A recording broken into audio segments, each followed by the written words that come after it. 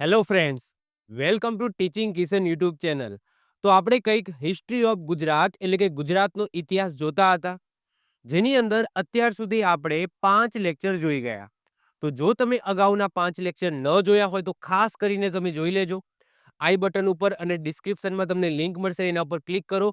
અગાઉના 5 લેક્ચર તમે જોઈ લો, જેની અંદર આપણે પૌરાણિક કાળ, પ્રાગ ઐતિહાસિક કાળ, હડપ્પિયન સંસ્કૃતિ, સંસ્કૃતિના નગરો, આ બધા મહત્વપૂર્ણ ટોપિક આપણે ઓલરેડી કવર કરી દીધા છે.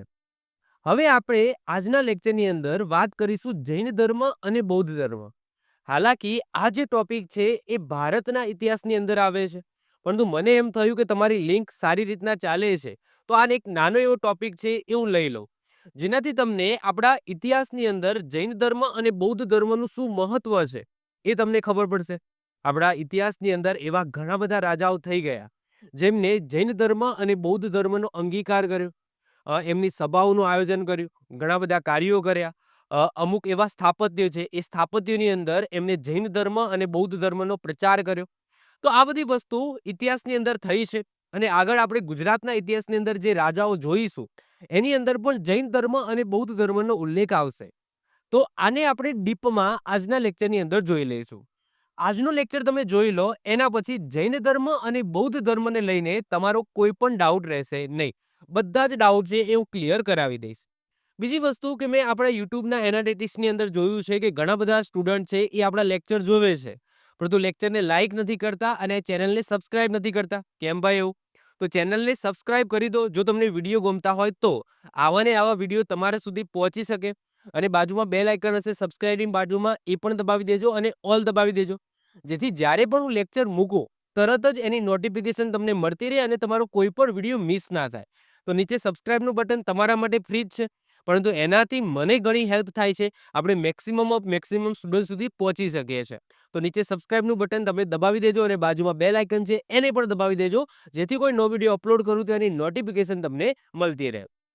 બીજી વસ્તુ કે સ્ટુડન્ટ જ્યારે પણ આ જૈન ધર્મ અને બૌદ્ધ ધર્મ વાંચે છે તો બંનેને શું કરે છે, અલગ અલગ વાંચે છે.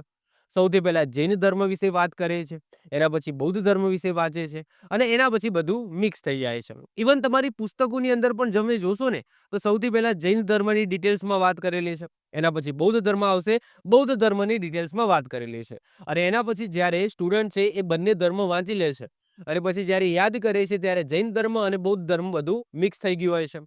જૈન ધર્મની અંદર આપણે ભણવાના છે મહાવીર સ્વામીને, જે જૈન ધર્મના છેલ્લા તીર્થકર હોય છે, અને બૌદ્ધ ધર્મની અંદર આપણે ભણવાના છે ગૌતમ બુદ્ધને. હવે બંનેની જે જીવનશૈલી છે અને જીવનશૈલીમાં જે પણ મહત્વપૂર્ણ નામ આવે છે, એમને જે જ્ઞાન પ્રાપ્તિ થઈ એ જગ્યાનું નામ આવે છે, એ ગામનું નામ આવે છે, જ્યાં એ નિર્વાહ પામે એ સ્થળનું નામ આવે છે. આ બધી વસ્તુ જૈન ધર્મ અને બૌદ્ધ ધર્મની મિક્સ થઈ જાય છે. તો સૌથી પહેલા આપણે શું કરીશું, પહેલા બંનેને એક સાથે ભણીશું. હવે એક સાથે ભણવાનો મતલબ શું?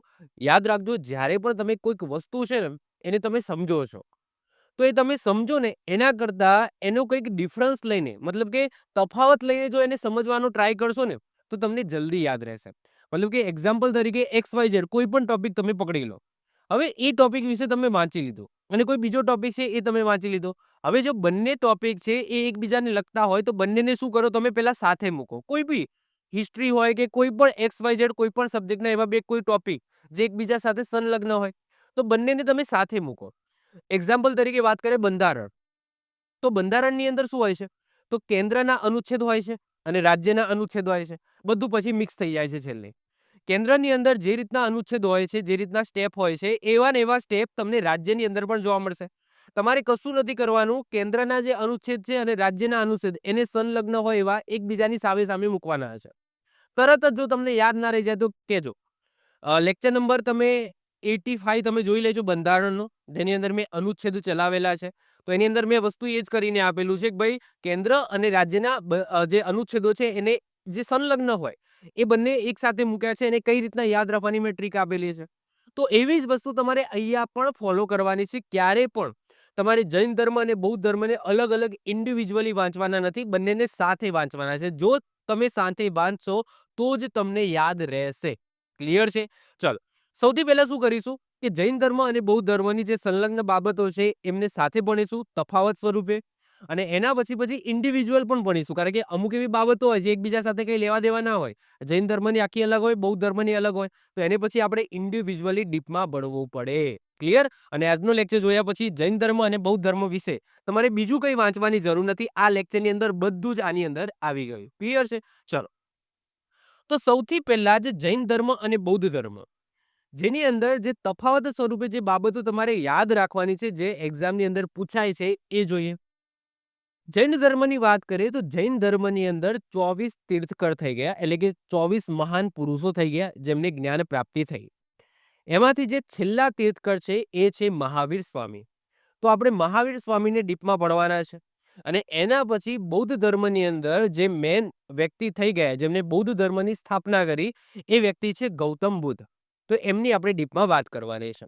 હવે તમે અહીંયા જોશો ને, તો અહીંયા જૈન ધર્મ અને અહીંયા બૌદ્ધ ધર્મની વાત કરેલી છે. અહીંયા જૈન ધર્મમાં જે છેલ્લા તીર્થકર થઈ ગયા મહાવીર સ્વામી, એમની વાત કરેલી છે, અને અહીંયા ગૌતમ બુદ્ધની વાત કરેલી છે. હવે બંનેને આપણે સાથે ભણવાનું કારણ એ જ છે કે તમને બાળપણનું નામ પૂછાય. એક્ઝામ્પલ તરીકે તમને બાળપણનું નામ પૂછાયું અને તમે જૈન ધર્મ અને બૌદ્ધ ધર્મને અલગ અલગ વાંચેલા છે. તો જૈન ધર્મની અંદર તમે શું વાંચ્યું હશે કે ભાઈ મહાવીર સ્વામીનું બાળપણનું નામ વર્ધમાન છે અને ગૌતમ બુદ્ધનું બાળપણનું નામ સિદ્ધાર્થ છે. હવે જ્યારે એક્ઝામની અંદર તમે બેસશો તો તમને ઓપ્શનની અંદર વર્ધમાન અને સિદ્ધાર્થ બંને આપેલું હશે અને ક્વેશ્ચનમાં એમ પૂછે કે ભાઈ ગૌતમ બુદ્ધનું બાળપણનું નામ શું હતું. તરત જ તમે કન્ફ્યુઝ થઈ જશો, સાહેબ વર્ધમાન પણ કંઈક વાંચેલું લાગે છે, સિદ્ધાર્થ પણ કંઈક વાંચેલું લાગે છે, શુદ્ધોદન પણ કંઈક વાંચેલું લાગે છે, યશોદા પણ કંઈક વાંચેલું લાગે છે. તો સાહેબ બધું વાંચેલું જ લાગશે, કારણ કે નામ બધા અહીંયાથી જ લીધેલા હશે. તો ક્યારે પણ તમે જો આ રીતના વાંચી નહીં હોય કે વર્ધમાન અને સિદ્ધાર્થ સાથે નહીં વાંચ્યું હોય કે ભાઈ મહાવીર સ્વામીનું વર્ધમાન હતું અને ગૌતમ બુદ્ધનું સિદ્ધાર્થ હતું, તો ક્યારે પણ તમને એ વસ્તુ એ વખતે યાદ જ નહીં આવે, બધું મિક્સ થઈ જશે. તો જ્યારે પણ તમે બૌદ્ધ ધર્મ અને જૈન ધર્મ તમે જ્યારે પણ વાંચો છો તો આ રીતના વાંચવાનો, કારણ કે તમે જોશો ને, અહીંયા તમે જોશો ને, મહાવીર સ્વામીના પિતાનું નામ સિદ્ધાર્થ હતું, જ્યારે બૌદ્ધ ધર્મમાં જે ગૌતમ બુદ્ધ છે એમનું બાળપણનું નામ સિદ્ધાર્થ હતું. તો અહીંયા પણ સિદ્ધાર્થ આવે છે, અહીંયા પણ સિદ્ધાર્થ આવે છે. તો જ્યારે પણ તમે જૈન ધર્મ વાંચશો તો એની અંદર પણ સિદ્ધાર્થ શબ્દ આવે છે. તો તમે તરત લખીને આવશો ભાઈ ગૌતમ બુદ્ધનું બાળપણનું નામ પૂછેલું હોય ને તમે વર્ધમાન પણ લખીને આવે, એની પણ શક્યતા હોય. અથવા તો તમને મહાવીર સ્વામીનું બાળપણનું નામ પૂછેલું હોય તો તમે મહાવીર સ્વામીમાં સિદ્ધાર્થ શબ્દ સાંભળ્યો હોય તો તમે બાળપણનું નામ સિદ્ધાર્થ લખીને આવો, એવી પણ શક્યતા થાય. ક્લિયર? તો એનાથી બેટર વે આ છે કે તમે આ રીતના ભણો. આ રીતના ભણશો તો ઇઝીલી તમને યાદ રહી જશે. ક્લિયર છે? ચલો. હવે સૌથી પહેલા શું કરીશું, જે પણ કોમન બાબતો છે બંનેમાં સેમ જેવી છે એને આપણે આ રીતના ડિફરન્સ વાઇઝ ભણી લઈએ. ઓકે? એના પછી આપણે જૈનિઝમ અને બૌદ્ધિઝમ આપણે બંનેને અલગ અલગ ભણીશું. ઓકે. તો આ પોર્શનની અંદર મહાવીર સ્વામીની ડિટેલ્સ લખેલી છે, આ પોર્શનની અંદર ગૌતમ બુદ્ધની ડિટેલ્સ લખેલી છે, અને અહીંયા એમના નામ અને એ જે પણ છે એને જે ઇન્ડેક્સ છે એ ઇન્ડેક્સ અહીંયા લખેલે છે. તો આપણે શરૂઆત કરી દઈએ. તો સૌથી પહેલા બાળપણનું નામ. તો મહાવીર સ્વામીના બાળપણનું નામ શું હતું? યાદ રાખજો, વર્ધમાન હતું. સાથે સાથે આ પણ જોઈ જ લેવાનું, ગૌતમ બુદ્ધના બાળપણનું નામ શું હતું? સિદ્ધાર્થ હતું. તો અહીંયાથી એક વસ્તુ ક્લિયર થઈ ગઈ, બંનેના બાળપણના નામ તમારા ક્લિયર થઈ ગયા કે ભાઈ મહાવીર સ્વામીના બાળપણનું નામ વર્ધમાન હતું અને ગૌતમ બુદ્ધના બાળપણનું નામ સિદ્ધાર્થ હતું. એના પછી વાત કરી જન્મ. મહાવીર સ્વામીનો જન્મ ક્યારે થયો હતો અને કઈ જગ્યાએ થયો હતો? તો ઈસવીસન પૂર્વે 599 ની અંદર મહાવીર સ્વામીનો જન્મ થયો હતો. કઈ જગ્યાએ? તો આજનું જે બિહાર છે, આ બિહારની અંદર વૈશાલી, આ વૈશાલીની અંદર વર્ધમાન એટલે કે મહાવીર સ્વામીનો જન્મ થયો હતો. જ્યારે ગૌતમ બુદ્ધની વાત કરીએ તો ગૌતમ બુદ્ધનો જન્મ થયો હતો ઈસવીસન પૂર્વે 563, કોઈક પુસ્તકોની અંદર 566 પણ લખેલું છે. ક્યાં થયો હતો? તો આજનું જે નેપાળ છે, નેપાળ દેશ છે, ત્યાં લુંબિની વન છે, આ લુંબિની વનની અંદર થયો હતો. તો આ બંનેને આપણે સાથે જ ભણી લઈશું. મહાવીર સ્વામીનો જન્મ બિહારના વૈશાલીની અંદર થયો હતો, જ્યારે ગૌતમ બુદ્ધનો જન્મ નેપાળના લુંબિનીની અંદર થયો હતો. માતાની વાત કરીએ તો મહાવીર સ્વામીની માતાનું નામ હતું ત્રિશલા દેવી. ત્રિશલા દેવી એ વૈશાલીના રાજકુંવરી હતા. જ્યારે વાત કરીએ ગૌતમ બુદ્ધની, તો ગૌતમ બુદ્ધની માતાનું નામ માયાદેવી અથવા તો મહામાયા હતું. અને પાલક માતા પૂછાય કે એમને ઉછેરીને મોટા કોને કર્યા? તો પ્રજાપતિ ગૌતમીએ કર્યા. ઓકે? આ રીતના તમે યાદ રાખી લો. એના પછી વાત કરીએ પિતા. તો મહાવીર સ્વામીના પિતાનું નામ શું હતું? સિદ્ધાર્થ હતું. જ્યારે ગૌતમ બુદ્ધના બાળપણનું નામ સિદ્ધાર્થ હતું. ઓકે? કન્ફ્યુઝ થતા નહીં. તો મહાવીર સ્વામીના પિતાનું નામ હતું સિદ્ધાર્થ, જ્યારે ગૌતમ બુદ્ધના પિતાનું નામ શું હતું? શુદ્ધોધન. શું હતું? શુદ્ધોધન હતું. પછી પત્નીની વાત કરીએ તો મહાવીર સ્વામીએ પણ લગ્ન કર્યા હતા અને ગૌતમ બુદ્ધ દ્વારા પણ લગ્ન કરવામાં આવ્યા હતા. તો મહાવીર સ્વામીએ જેમની સાથે લગ્ન કર્યા હતા એ સ્ત્રીનું નામ હતું યશોદા. અને એવું કહેવાય છે, એવી દંતકથા છે કે મહાવીર સ્વામીને લગ્ન કરવા હતા નહીં, પરંતુ માતાની ઈચ્છા હતી કે ભાઈ લગ્ન કરે, તો માતાની ઈચ્છા રાખવા માટે એ લગ્ન કરે છે. અને ગૌતમ બુદ્ધની પત્નીનું નામ હોય છે યશોધરા. હવે જો કન્ફ્યુઝ ના થતા, યશોદા યશોધરા, યશોધા યશોધરા. હવે કઈ રીતના યાદ રાખીશું? તો અહીંયા હું સિમ્પલ ટ્રીક આપું છું. જો મહાવીર તો 4 શબ્દ છે, તો એમના પત્નીના નામની અંદર 3 શબ્દો હશે. અને ગૌતમ 3 શબ્દો છે, તો એમના પત્નીની નામની અંદર 4 શબ્દો હશે. તો એ રીતના તમે તમારી રીતના ટ્રીક બનાવી શકો છો. આ હું કહું છું કે મહાવીર 4 શબ્દો છે, તો એમના પત્નીમાં 3 શબ્દો હશે. અને ગૌતમ એમાં 3 શબ્દો છે, તો પત્નીના નામમાં 4 શબ્દો હશે. બંનેમાં જુઓ તો તમે સેમ સેમ જ છે, યશોદા અને યશોધરા. એના પછી મહાવીર સ્વામી અને યશોદાનો પુત્ર કે પુત્રીની વાત કરીએ તો મહાવીર સ્વામી અને યશોદાની પુત્રી થાય છે. એ પુત્રીનું નામ હોય છે પ્રિયદર્શના. અને પ્રિયદર્શનાના લગ્ન થાય છે જામાલી સાથે. ઓકે, તો જમાઈનું નામ હોય છે જામાલી. અને ગૌતમ બુદ્ધ અને યશોધરાને પુત્ર થાય છે. એ પુત્રનું નામ હોય છે રાહુલ. શું હોય છે? રાહુલ હોય છે. તો મહાવીર સ્વામી અને ગૌતમ બુદ્ધની આટલી ડિટેલ્સ તમારે યાદ રાખવાની છે અને આ રીતના સાથે જ યાદ રાખવાની છે, જેનાથી તમે કન્ફ્યુઝ ના થાઓ. હજુ આગળ વાત કરીએ. ઓકે, આ રીતના જ તમારે ભણવાનું છે. હજુ આગળ વાત કરીએ ભાઈ. તો મહાવીર સ્વામીના ભાઈનું નામ શું હોય છે? નંદીવર્ધન. હવે સાહેબ આ કેમ યાદ રાખવાનું? કારણ કે જ્યારે પણ મહાવીર સ્વામીએ ઘરનો ત્યાગ કર્યો હતો, ત્યારે કોની રજા લઈને ત્યાગ કર્યો હતો? તો એમના ભાઈની રજા લઈને ત્યાગ કર્યો હતો. એ ભાઈનું નામ હતું નંદીવર્ધન. ગૌતમ બુદ્ધના કોઈ ભાઈ એવું પૂછાશે નહીં, કારણ કે એમાં કોઈ ઉલ્લેખ નથી. એવો કોઈ ભાઈ છે નહીં. પરંતુ મહાવીર સ્વામીનો તો ભાઈ હતો અને એ ભાઈનું નામ એટલા માટે યાદ રાખવાનું છે કારણ કે એમને ઘરનો ત્યાગ કર્યો હતો ને, તો રજા કોની લીધી હતી? ભાઈની લીધી હતી. તો એ ભાઈનું નામ છે નંદીવર્ધન. હવે ગૌતમ બુદ્ધની વાત કરીએ તો ગૌતમ બુદ્ધે જ્યારે સંસારનો ત્યાગ કર્યો હતો, ત્યારે એ સંસારનો એ પોતે રાજા હતો. ઓકે, ગૌતમ બુદ્ધ એ પોતે રાજા કુળના હતા. ઓકે, પોતાના પિતા છે એ રાજ્ય સંભાળતા હતા, પોતે એક રાજકુંવર હતા. એમની સ્ટોરી પણ આગળ આવશે કે રાજકુંવર હતા. એક વખત નગર યાત્રાએ નીકળે છે. ત્યાં વૃદ્ધ માણસને જોવે છે, એક ગરીબ માણસને જોવે છે, માંદા માણસને જોવે છે. તો એને એવું થાય છે, એવું અંદરથી ફીલ થાય છે ગૌતમ બુદ્ધને કે આ સંસારમાં આ બધી વસ્તુ ચાલે છે. મતલબ કે હું મારો મતલબ કે રાજાની જેમ ફરું છું, પણ મારી પ્રજાની અંદર તમે જુઓ કે એક વૃદ્ધ માણસ છે, મતલબ કે હવે મૃત્યુના હારે છે. કોઈ એક માંદો માણસ છે, એકદમ બીમારીથી જુજુકતો હોય એવો માણસ છે. એક ગરીબ માણસ છે જેને ખાવા માટે પૈસા નથી. તો આ બધી વસ્તુ જોવે છે. તો એને અંદરથી એવું થાય છે કે આ જીવનનું સત્ય નથી. ઓકે, જીવનનું સત્ય છે મૃત્યુ. અને એ મૃત્યુ શું છે, એટલે કે જીવન શું છે એ શોધમાં પછી એ સંસારનો ત્યાગ કરે છે. બધું રાજપાટ છે એ છોડી દે છે. તો ગૌતમ બુદ્ધ જ્યારે સંસારનો ત્યાગ કરે છે, તો એમને મૂકવા માટે જે સારથી આવે છે, એટલે કે જે ઘોડે સવાર જે રથ હોય છે, રથનો જે સારથી હોય છે, એ સારથીનું નામ પૂછાય છે. એ સારથીનું નામ છે છન્ન. અને આગળ જતા પછી એ પોતે ગૌતમ બુદ્ધ છે એ ઘોડા ઉપર બેસીને નીકળી જાય છે અને સારથીને ત્યાં ને ત્યાં છોડી દે છે. તો જે ઘોડા ઉપર બેસીને એ સંસારનો ત્યાગ કરે છે, એ ઘોડાનું નામ હોય છે કંતક. શું હોય છે? કંતક. સારથી એ અડધે સુધી આવે છે, એમને રથ લઈને આવે છે, તો સારથીનું નામ હોય છે છન્ન. એના પછી એક ઘોડો લઈને ગૌતમ બુદ્ધ એ આગળ નીકળી જાય છે, સારથી એ પાછો વળી જાય છે. તો એ ઘોડાનું નામ શું હોય છે? કંથક. એ એક્ઝામની અંદર પૂછાઈ શકે. ઓકે, એના પછી ઘર ત્યાગ જ્યારે કર્યો હતો, સંસારનો ત્યાગ કર્યો હતો, ત્યારે મહાવીર સ્વામીની ઉંમર કેટલી હતી? ગૌતમ બુદ્ધની ઉંમરનો કોઈ ઉલ્લેખ નથી, પરંતુ મહાવીર સ્વામી જ્યારે ઘર ત્યાગ કર્યો હતો ત્યારે એમની ઉંમર 30 વર્ષની હતી. કેટલી? 30 વર્ષની એમની ઉંમર હતી. એના પછી તપસ્યાની વાત કરીએ કે એમને કેટલા વર્ષ તપસ્યા કરી, ત્યારે એમને કૈવલ્ય જ્ઞાન પ્રાપ્ત થયું. એટલે કે એમને જે જ્ઞાન છે, જ્ઞાનની પ્રાપ્તિ થઈ, તો 12 વર્ષ. ઓકે, અને 12 વર્ષથી તપસ્યા કરી. એ તપસ્યા કયા ફોર્મમાં કરી? તો જો તપસ્યાના અલગ અલગ ફોર્મ હોય. એટલે કે કોઈ માણસ હોય એ સમજી લો ભગવાનની એ રીતના ભક્તિ કરે, કોઈ માણસ એ ઘોર તપસ્યા કરે, કોઈ માણસ છે એ હવન કરે. ઓકે, હવન કુંડની અંદર કોઈ માણસ છે એ કોઈ સ્મશાનની જઈને એમની અલગ અલગ વિધિ કરે. તો અલગ અલગ રીતના તપસ્યા કરતા હોય છે. તો તપસ્યાની વાત કરીએ તો એમનું જે તપસ્યાનું ફોર્મ હતું એ હતું દેહ દમન. હવે દેહ દમન એટલે સિમ્પલ શારીરિક તપસ્યા. દેહ દમનનો મતલબ શું થાય? શારીરિક તપસ્યા એટલે કે એમની ઘોર તપસ્યા કરી હતી. એટલે કે શરીરથી તપસ્યા કરી હતી. આંખો બંધ કરીને આ રીતના કઈ એમને જે જ્ઞાનની પ્રાપ્તિ થઈ એ આ એનું ફોર્મ છે. ઓકે, દેહ દમન દ્વારા એમને આ જ્ઞાનની પ્રાપ્તિ થઈ હતી. કેટલા વર્ષ કરી હતી? 12 વર્ષ. તો એક્ઝામની અંદર એવું પણ પૂછાઈ શકે કે જ્યારે મહાવીર સ્વામીને જ્ઞાનની પ્રાપ્તિ થઈ ત્યારે એમની ઉંમર કેટલી હતી?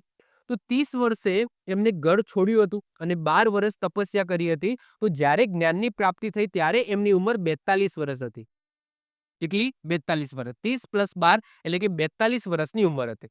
જ્યારે ગૌતમ બુદ્ધની વાત કરીએ તો ગૌતમ બુદ્ધ શું કરે છે? અ અ આ રીતના કોઈ એક જગ્યાએ તપસ્યા કરવા નથી બેસતા. પહેલા કોઈક જગ્યાએ જાય છે. ત્યાં 6 વર્ષ તપસ્યા કરે છે પરંતુ મેળ નથી આવતો. એના પછી બીજી જગ્યાએ જાય છે, ત્યાં તપસ્યા કરે છે. પછી બીજી જગ્યાએ જાય છે, તપસ્યા કરે છે. તો એનો એક્ઝેક્ટ જો કહીએ ગાળો તો એવી કોઈ ઉલ્લેખની વાત મળતી નથી. એના પછી વાત કરીએ જ્ઞાન પ્રાપ્તિ. તો જ્ઞાન પ્રાપ્તિ છે તો મહાવીર સ્વામીને 13મા વર્ષે જ્ઞાન પ્રાપ્તિ થઈ. ઓકે, 12 વર્ષ તપસ્યા કરી અને 13મા વર્ષે જ્ઞાન પ્રાપ્તિ થઈ. તો આ જે 13મા વર્ષ લખ્યું છે એ એકચ્યુઅલી મહાવીર સ્વામીને સંબોધીને લખેલું છે. કઈ જગ્યાએ થઈ? તો મહાવીર સ્વામીને જે જ્ઞાનની પ્રાપ્તિ થઈ એ જુંબિક ગામે થઈ. ગામનું નામ છે જુંબિક ગામ. અને ગૌતમ બુદ્ધની વાત કરીએ તો ગૌતમ બુદ્ધને જે જ્ઞાનની પ્રાપ્તિ થઈ એ કઈ જગ્યાએ થઈ? તો બિહાર, આજના બિહારની અંદર બોધ ગયા છે, જ્યાં ગૌતમ બુદ્ધની મોટી મૂર્તિ પણ બનાવવામાં આવી છે. તો બોધ ગયાની અંદર ગૌતમ બુદ્ધને જ્ઞાનની પ્રાપ્તિ થઈ. હવે આ જે જુંબિક ગામ છે એ કઈ નદીના કિનારે છે? આ બોધ ગયા ગામ છે એ કઈ નદીના કિનારે છે? તો જુંબિક ગામ છે એ ઋજુપાલિકા નદીના કિનારે આવેલું છે અને આ બોધ ગયા ગામ છે એ નિરંજના નદીના કિનારે આવેલું છે. તો નદીનું નામ પણ પૂછાય. જુંબિક ગામ જ્યાં જ્ઞાનની પ્રાપ્તિ થઈ એ કઈ નદીના કિનારે છે? તો ઋજુપાલિકા નદીના કિનારે છે. અને બોધ ગયા જ્યાં ગૌતમ બુદ્ધને જ્ઞાનની પ્રાપ્તિ થઈ એ કઈ નદીના કિનારે છે? તો નિરંજના નદીના કિનારે છે. હવે વાત થાય વૃક્ષ. એટલે કે મહાવીર સ્વામી અને ગૌતમ બુદ્ધે છેલ્લે એક ઝાડના નીચે બેસીને તપસ્યા કરી છે અને જ્ઞાનની પ્રાપ્તિ કરી છે. તો મહાવીર સ્વામીએ જે ઝાડ નીચે બેસીને તપસ્યા કરી એ ઝાડ કયું હતું? તો એ હતું સાલનું વૃક્ષ. કયું હતું? સાલનું વૃક્ષ. અને ગૌતમ બુદ્ધને જે વૃક્ષના નીચે બેસીને જ્ઞાનની પ્રાપ્તિ થઈ તો એ વૃક્ષ કયું હતું? પીપળાનું વૃક્ષ હતું. તો એ પણ યાદ રાખજો, જેને આજે આપણે બોધિ વૃક્ષ તરીકે ઓળખીએ છીએ. તો મહાવીર સ્વામીને જે જગ્યાએ જે વૃક્ષના નીચે જ્ઞાનની પ્રાપ્તિ થઈ એ વૃક્ષ હતું સાલનું વૃક્ષ. અને યાદ રાખજો, ગૌતમ બુદ્ધને જે વૃક્ષના નીચે બેસીને જ્ઞાનની પ્રાપ્તિ થઈ એ પીપળાનું વૃક્ષ હતું. તો અહીંયા પણ આપણે યાદ રાખીશું. હવે પ્રાપ્ત થયેલ જ્ઞાન એટલે કે મહાવીર સ્વામીને જ્ઞાનની પ્રાપ્તિ થઈ તો એ જ્ઞાનને શું કહેવામાં આવે છે? તો કૈવલ્ય જ્ઞાન કહેવામાં આવે છે. જ્યારે બૌદ્ધ ધર્મની અંદર એવું કોઈ નામ આપવામાં આવ્યું નથી. ઓકે, જ્યારે જૈન ધર્મમાં જે મહાવીર સ્વામીને જ્ઞાનની પ્રાપ્તિ થઈ તો એ જે જ્ઞાન છે એ જ્ઞાનનું નામ આપવામાં આવ્યું છે કૈવલ્ય જ્ઞાન. આ આપણે યાદ રાખીશું. એના પછી ઉપદેશ ભાષા. જ્યારે જ્ઞાનની પ્રાપ્તિ થઈ ગઈ એના પછી મહાવીર સ્વામી અને ગૌતમ બુદ્ધે ઉપદેશ આપવાના શરૂ કર્યા. તો મહાવીર સ્વામી છે એ કઈ ભાષામાં ઉપદેશ આપતા હતા અને ગૌતમ બુદ્ધ છે એ કઈ ભાષામાં ઉપદેશ આપતા હતા? તો મહાવીર સ્વામી છે એ અર્ધ માગધી, જેને પ્રાકૃત ભાષા પણ કહેવામાં આવે છે, આ ભાષાની અંદર એ ઉપદેશ આપતા હતા. જ્યારે ગૌતમ બુદ્ધ છે એ પાલી ભાષાની અંદર ઉપદેશ આપતા હતા. તો આ ભાષા પણ યાદ રાખીશું. ફરીથી રિપીટ કરું છું. મહાવીર સ્વામી જેમને જ્ઞાન પ્રાપ્તિ થઈ ગઈ એના પછી જે ઉપદેશ આપવાની શરૂઆત કરી તો એ કઈ ભાષાની અંદર ઉપદેશ આપતા હતા? તો અર્ધ માગધી એટલે કે પ્રાકૃત ભાષાની અંદર ઉપદેશ આપતા હતા. જ્યારે ગૌતમ બુદ્ધ છે એ ગૌતમ બુદ્ધને જ્ઞાનની પ્રાપ્તિ થઈ ગઈ એના પછી કઈ ભાષામાં ઉપદેશ આપતા હતા? તો પાલી ભાષાની અંદર ઉપદેશ આપતા હતા. હજુ આગળ વાત કરીએ કે જ્ઞાન પ્રાપ્તિ પછીના નામ. એટલે કે એક વખત જો જૈન ધર્મમાં જે મહાવીર સ્વામી છે એમના વર્તમાન નામ શું હતું? વર્ધમાન હતું. તપસ્યા કરી એ સમય પણ નામ શું હતું? વર્ધમાન જ હતું. જ્યારે ગૌતમ બુદ્ધનું શું હતું? સિદ્ધાર્થ હતું. જ્યાં સુધી જ્ઞાનની પ્રાપ્તિ થાય છે ત્યાં સુધી નામ આના આ જ રહે છે. જ્ઞાનની પ્રાપ્તિ થઈ ગયા પછી એમના નામ બદલાઈ જાય છે. શું થઈ જાય છે? તો જ્ઞાનની પ્રાપ્તિ પછી મહાવીર સ્વામી એ મહાવીર કહેવાયા. ઓકે, મહાવીર કહેવાયા. વર્ધમાનમાંથી મહાવીર કહેવાયા. પછી કૈવલીન કહેવાયા, જીન કહેવાયા, નિગર્થ કહેવાયા. તો આ બધા નામ છે જેમાંથી નિગર્થ મોસ્ટ આઈએમપી છે, યાદ રાખજો. જીન એ કહેવાયા અને એમના જે અનુયાયીઓ છે એ જૈન કહેવાયા. આ રીતના જૈન ધર્મની શરૂઆત થઈ. એ પોતે જીન કહેવાય. આ જીન શબ્દ છે કે જૈન ધર્મની અંદર એવા જે મહાન વ્યક્તિઓ જેમને જ્ઞાનની પ્રાપ્તિ થઈ જાય છે તો એ બધાને જીન કહેવામાં આવે છે અને એમના જે અનુયાયીઓ હોય એને જૈન કહેવામાં આવે. ઓકે, ક્લિયર છે? તો અનુયાયીઓ જૈન કહેવાય એટલા માટે જૈન ધર્મ કહેવામાં આવે છે અને એ પોતે જીન કહેવાય. નિગર્થ આ પણ શબ્દ આપણે યાદ રાખીશું. કૈવલ્ય અને મહાવીર આ બધા શબ્દો આપણે ખાસ યાદ રાખીશું. અને ગૌતમ બુદ્ધ છે એ ગૌતમ બુદ્ધ કહેવાયા જ્ઞાનની પ્રાપ્તિ પછી. ઓકે, બીજા કોઈ નામ એમાં નથી. એના પછી ધર્મગ્રંથની વાત કરીએ તો ધર્મગ્રંથ જૈન ધર્મની અંદર જો મહત્વપૂર્ણ કોઈ ધર્મગ્રંથ હોય તો એનું નામ છે આગમ. શું છે? આગમ. અને બૌદ્ધ ધર્મની અંદર જો કોઈ ધર્મગ્રંથ હોય એઝ ઓફ નાઉ તો એ છે ત્રિપિટક. આ આપણે યાદ રાખીશું. તો ત્રિપિટક એ બૌદ્ધ ધર્મની અંદર હશે અને જૈન ધર્મમાં હોય છે આગમ. એના પછી વાત કરીએ પ્રથમ ઉપદેશ સ્થળ. કઈ જગ્યાએ પહેલી વખત ઉપદેશ આપ્યો? જૈન ધર્મમાં મહાવીર સ્વામીએ અને બૌદ્ધ ધર્મમાં ગૌતમ બુદ્ધે. તો જૈન ધર્મની અંદર મહાવીર સ્વામીએ પહેલી વખત જો કોઈ જગ્યાએ ઉપદેશ આપ્યો હોય તો એ છે વારાકર નદીના કિનારે આવેલા રાજગૃહની અંદર.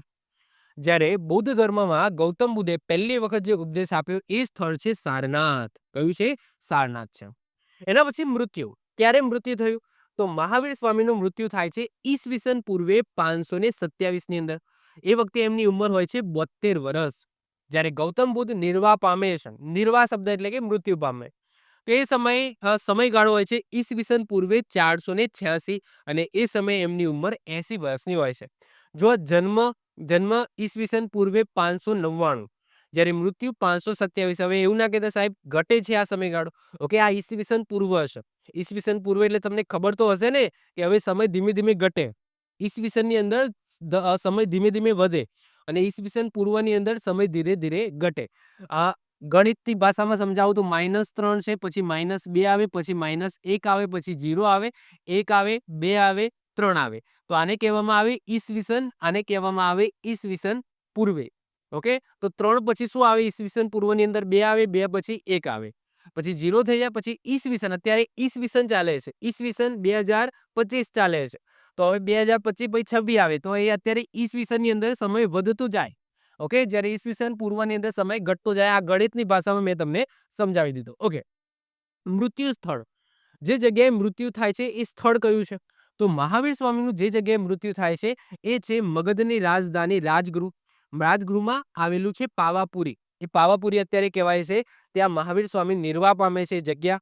જ્યારે ગૌતમ બુદ્ધની વાત કરીએ તો યુપીની અંદર કુશીનારા છે. આ કુશીનારાની અંદર પોતે મૃત્યુ પામે છે. એના પછી મહાવીર જયંતિ ક્યારે આવે છે અને બૌદ્ધ જયંતિ ક્યારે આવે છે, એટલે કે જયંતિ ક્યારે આવે છે? ઓકે, મહાવીર શબ્દ કાઢી નાખો. જયંતિની વાત કરીએ તો મહાવીર જયંતિ આવે છે ચૈત્ર સુદ 13. જ્યારે ગૌતમ બુદ્ધ એ આવે છે વૈશાખી બુદ્ધ પૂર્ણિમા, જ્યાં ગૌતમ બુદ્ધનો જન્મ થયો હતો, એટલે કે જયંતિ આવે છે. એના પછી સમકાલીન રાજાઓની વાત કરીએ તો મહાવીર સ્વામીના સમકાલીન રાજાઓ પૂછાય છે. બિંબિસાર અને અજાતશત્રુ, જેમને આપણે ભણીશું. ઓકે, ડિટેલ્સમાં ભણીશું. તો બિંબિસાર અને અજાતશત્રુ છે એ મહાવીર સ્વામીને સમકાલીન હોય છે. જ્યારે ગૌતમ બુદ્ધમાં એવી કોઈ માહિતી મળતી નથી, કારણ કે પોતે જ રાજા હોય છે. ગૌતમ બુદ્ધ પોતે જ રાજા હોય છે જે સંસારનો ત્યાગ કરે છે. તો એવી કોઈ ડિટેલ્સ માહિતી મળતી નથી. મહાવીર સ્વામીના પિતાજી પણ એક કબીલાના રાજા જ હોય છે. ઓકે, એવા સામાન્ય વ્યક્તિ પણ નથી હોતા. એમના પિતા કબીલાના રાજા હોય છે જ્યારે સંસારનો ત્યાગ કરે છે ત્યારે. તો મહાવીર સ્વામીને સમકાલીન રાજાઓ પૂછાય તો બિંબિસાર અને અજાતશત્રુ એ મહાવીર સ્વામીના સમકાલીન હતા. તો અત્યારે આપણે શું કર્યું? મહાવીર સ્વામી અને ગૌતમ બુદ્ધ, એટલે કે જૈન ધર્મ અને બૌદ્ધ ધર્મમાંથી જે ક્વેશ્ચનો પૂછાતા હોય એને આપણે કોષ્ટક દ્વારા સમજ્યા. હવે આપણે એવી બાબતો સમજીશું જે જૈન ધર્મ અને બૌદ્ધ ધર્મની આખી અલગ અલગ છે, જેને હવે તમારે સાથે ભરવાની જરૂર નથી. તમારે અલગ અલગ 1 બાય 1 એક એક કરીને ભણવી પડે. તો સૌથી પહેલા આપણે વાત કરીશું જૈન ધર્મની. શેની વાત કરીશું? આપણે જૈન ધર્મની વાત કરીશું. તો જૈન ધર્મની અંદર 2 ફાટા પડેલા છે. ઇવન બૌદ્ધ ધર્મની અંદર પણ 2 ફાટા પડેલા છે. એ બંને ફાટાનું નામ છે એ એક્ઝામની અંદર પૂછાઈ શકે. તો જૈન ધર્મના 2 ફાટા એની વાત કરીએ તો ચંદ્રગુપ્ત મૌર્યના શાસનના અંત ભાગમાં મગધની અંદર દુષ્કાળ પડે છે અને આ સમયે જૈન ધર્મના અનુયાયીઓ હોય છે ભદ્રબાહુ. આ ભદ્રબાહુની આગેવાનીમાં એ બધા અનુયાયીઓ દક્ષિણમાં ગાય છે. એટલે કે ચંદ્રગુપ્ત મૌર્યના સમયમાં એમના રાજ્યની અંદર જૈન ધર્મ છે એ ફેલાયેલો હોય છે. હવે જૈન ધર્મના 2 મહાન વ્યક્તિઓ એ વખતે એક્ઝિસ્ટ કરતા હોય છે. એક હોય છે ભદ્રબાહુ અને બીજા હોય છે સ્થૂલીભદ્ર. હવે ભદ્રબાહુ શું કરે છે કે મગધની અંદર દુષ્કાળ પડે છે તો એ કર્ણાટક જાય છે પોતાના અનુયાયીઓ સાથે, અને સ્થૂલીભદ્ર છે એ પોતે મગધની અંદર જ રહેવાનું પસંદ કરે છે. તો સ્થૂલીભદ્ર છે પોતે મગધમાં જ રહે છે અને ભદ્રબાહુ છે પોતાના અનુયાયીઓ સાથે ક્યાં જાય છે? દક્ષિણ ભારતની અંદર જતા રહે છે, એટલે કે કર્ણાટકની અંદર જાય છે.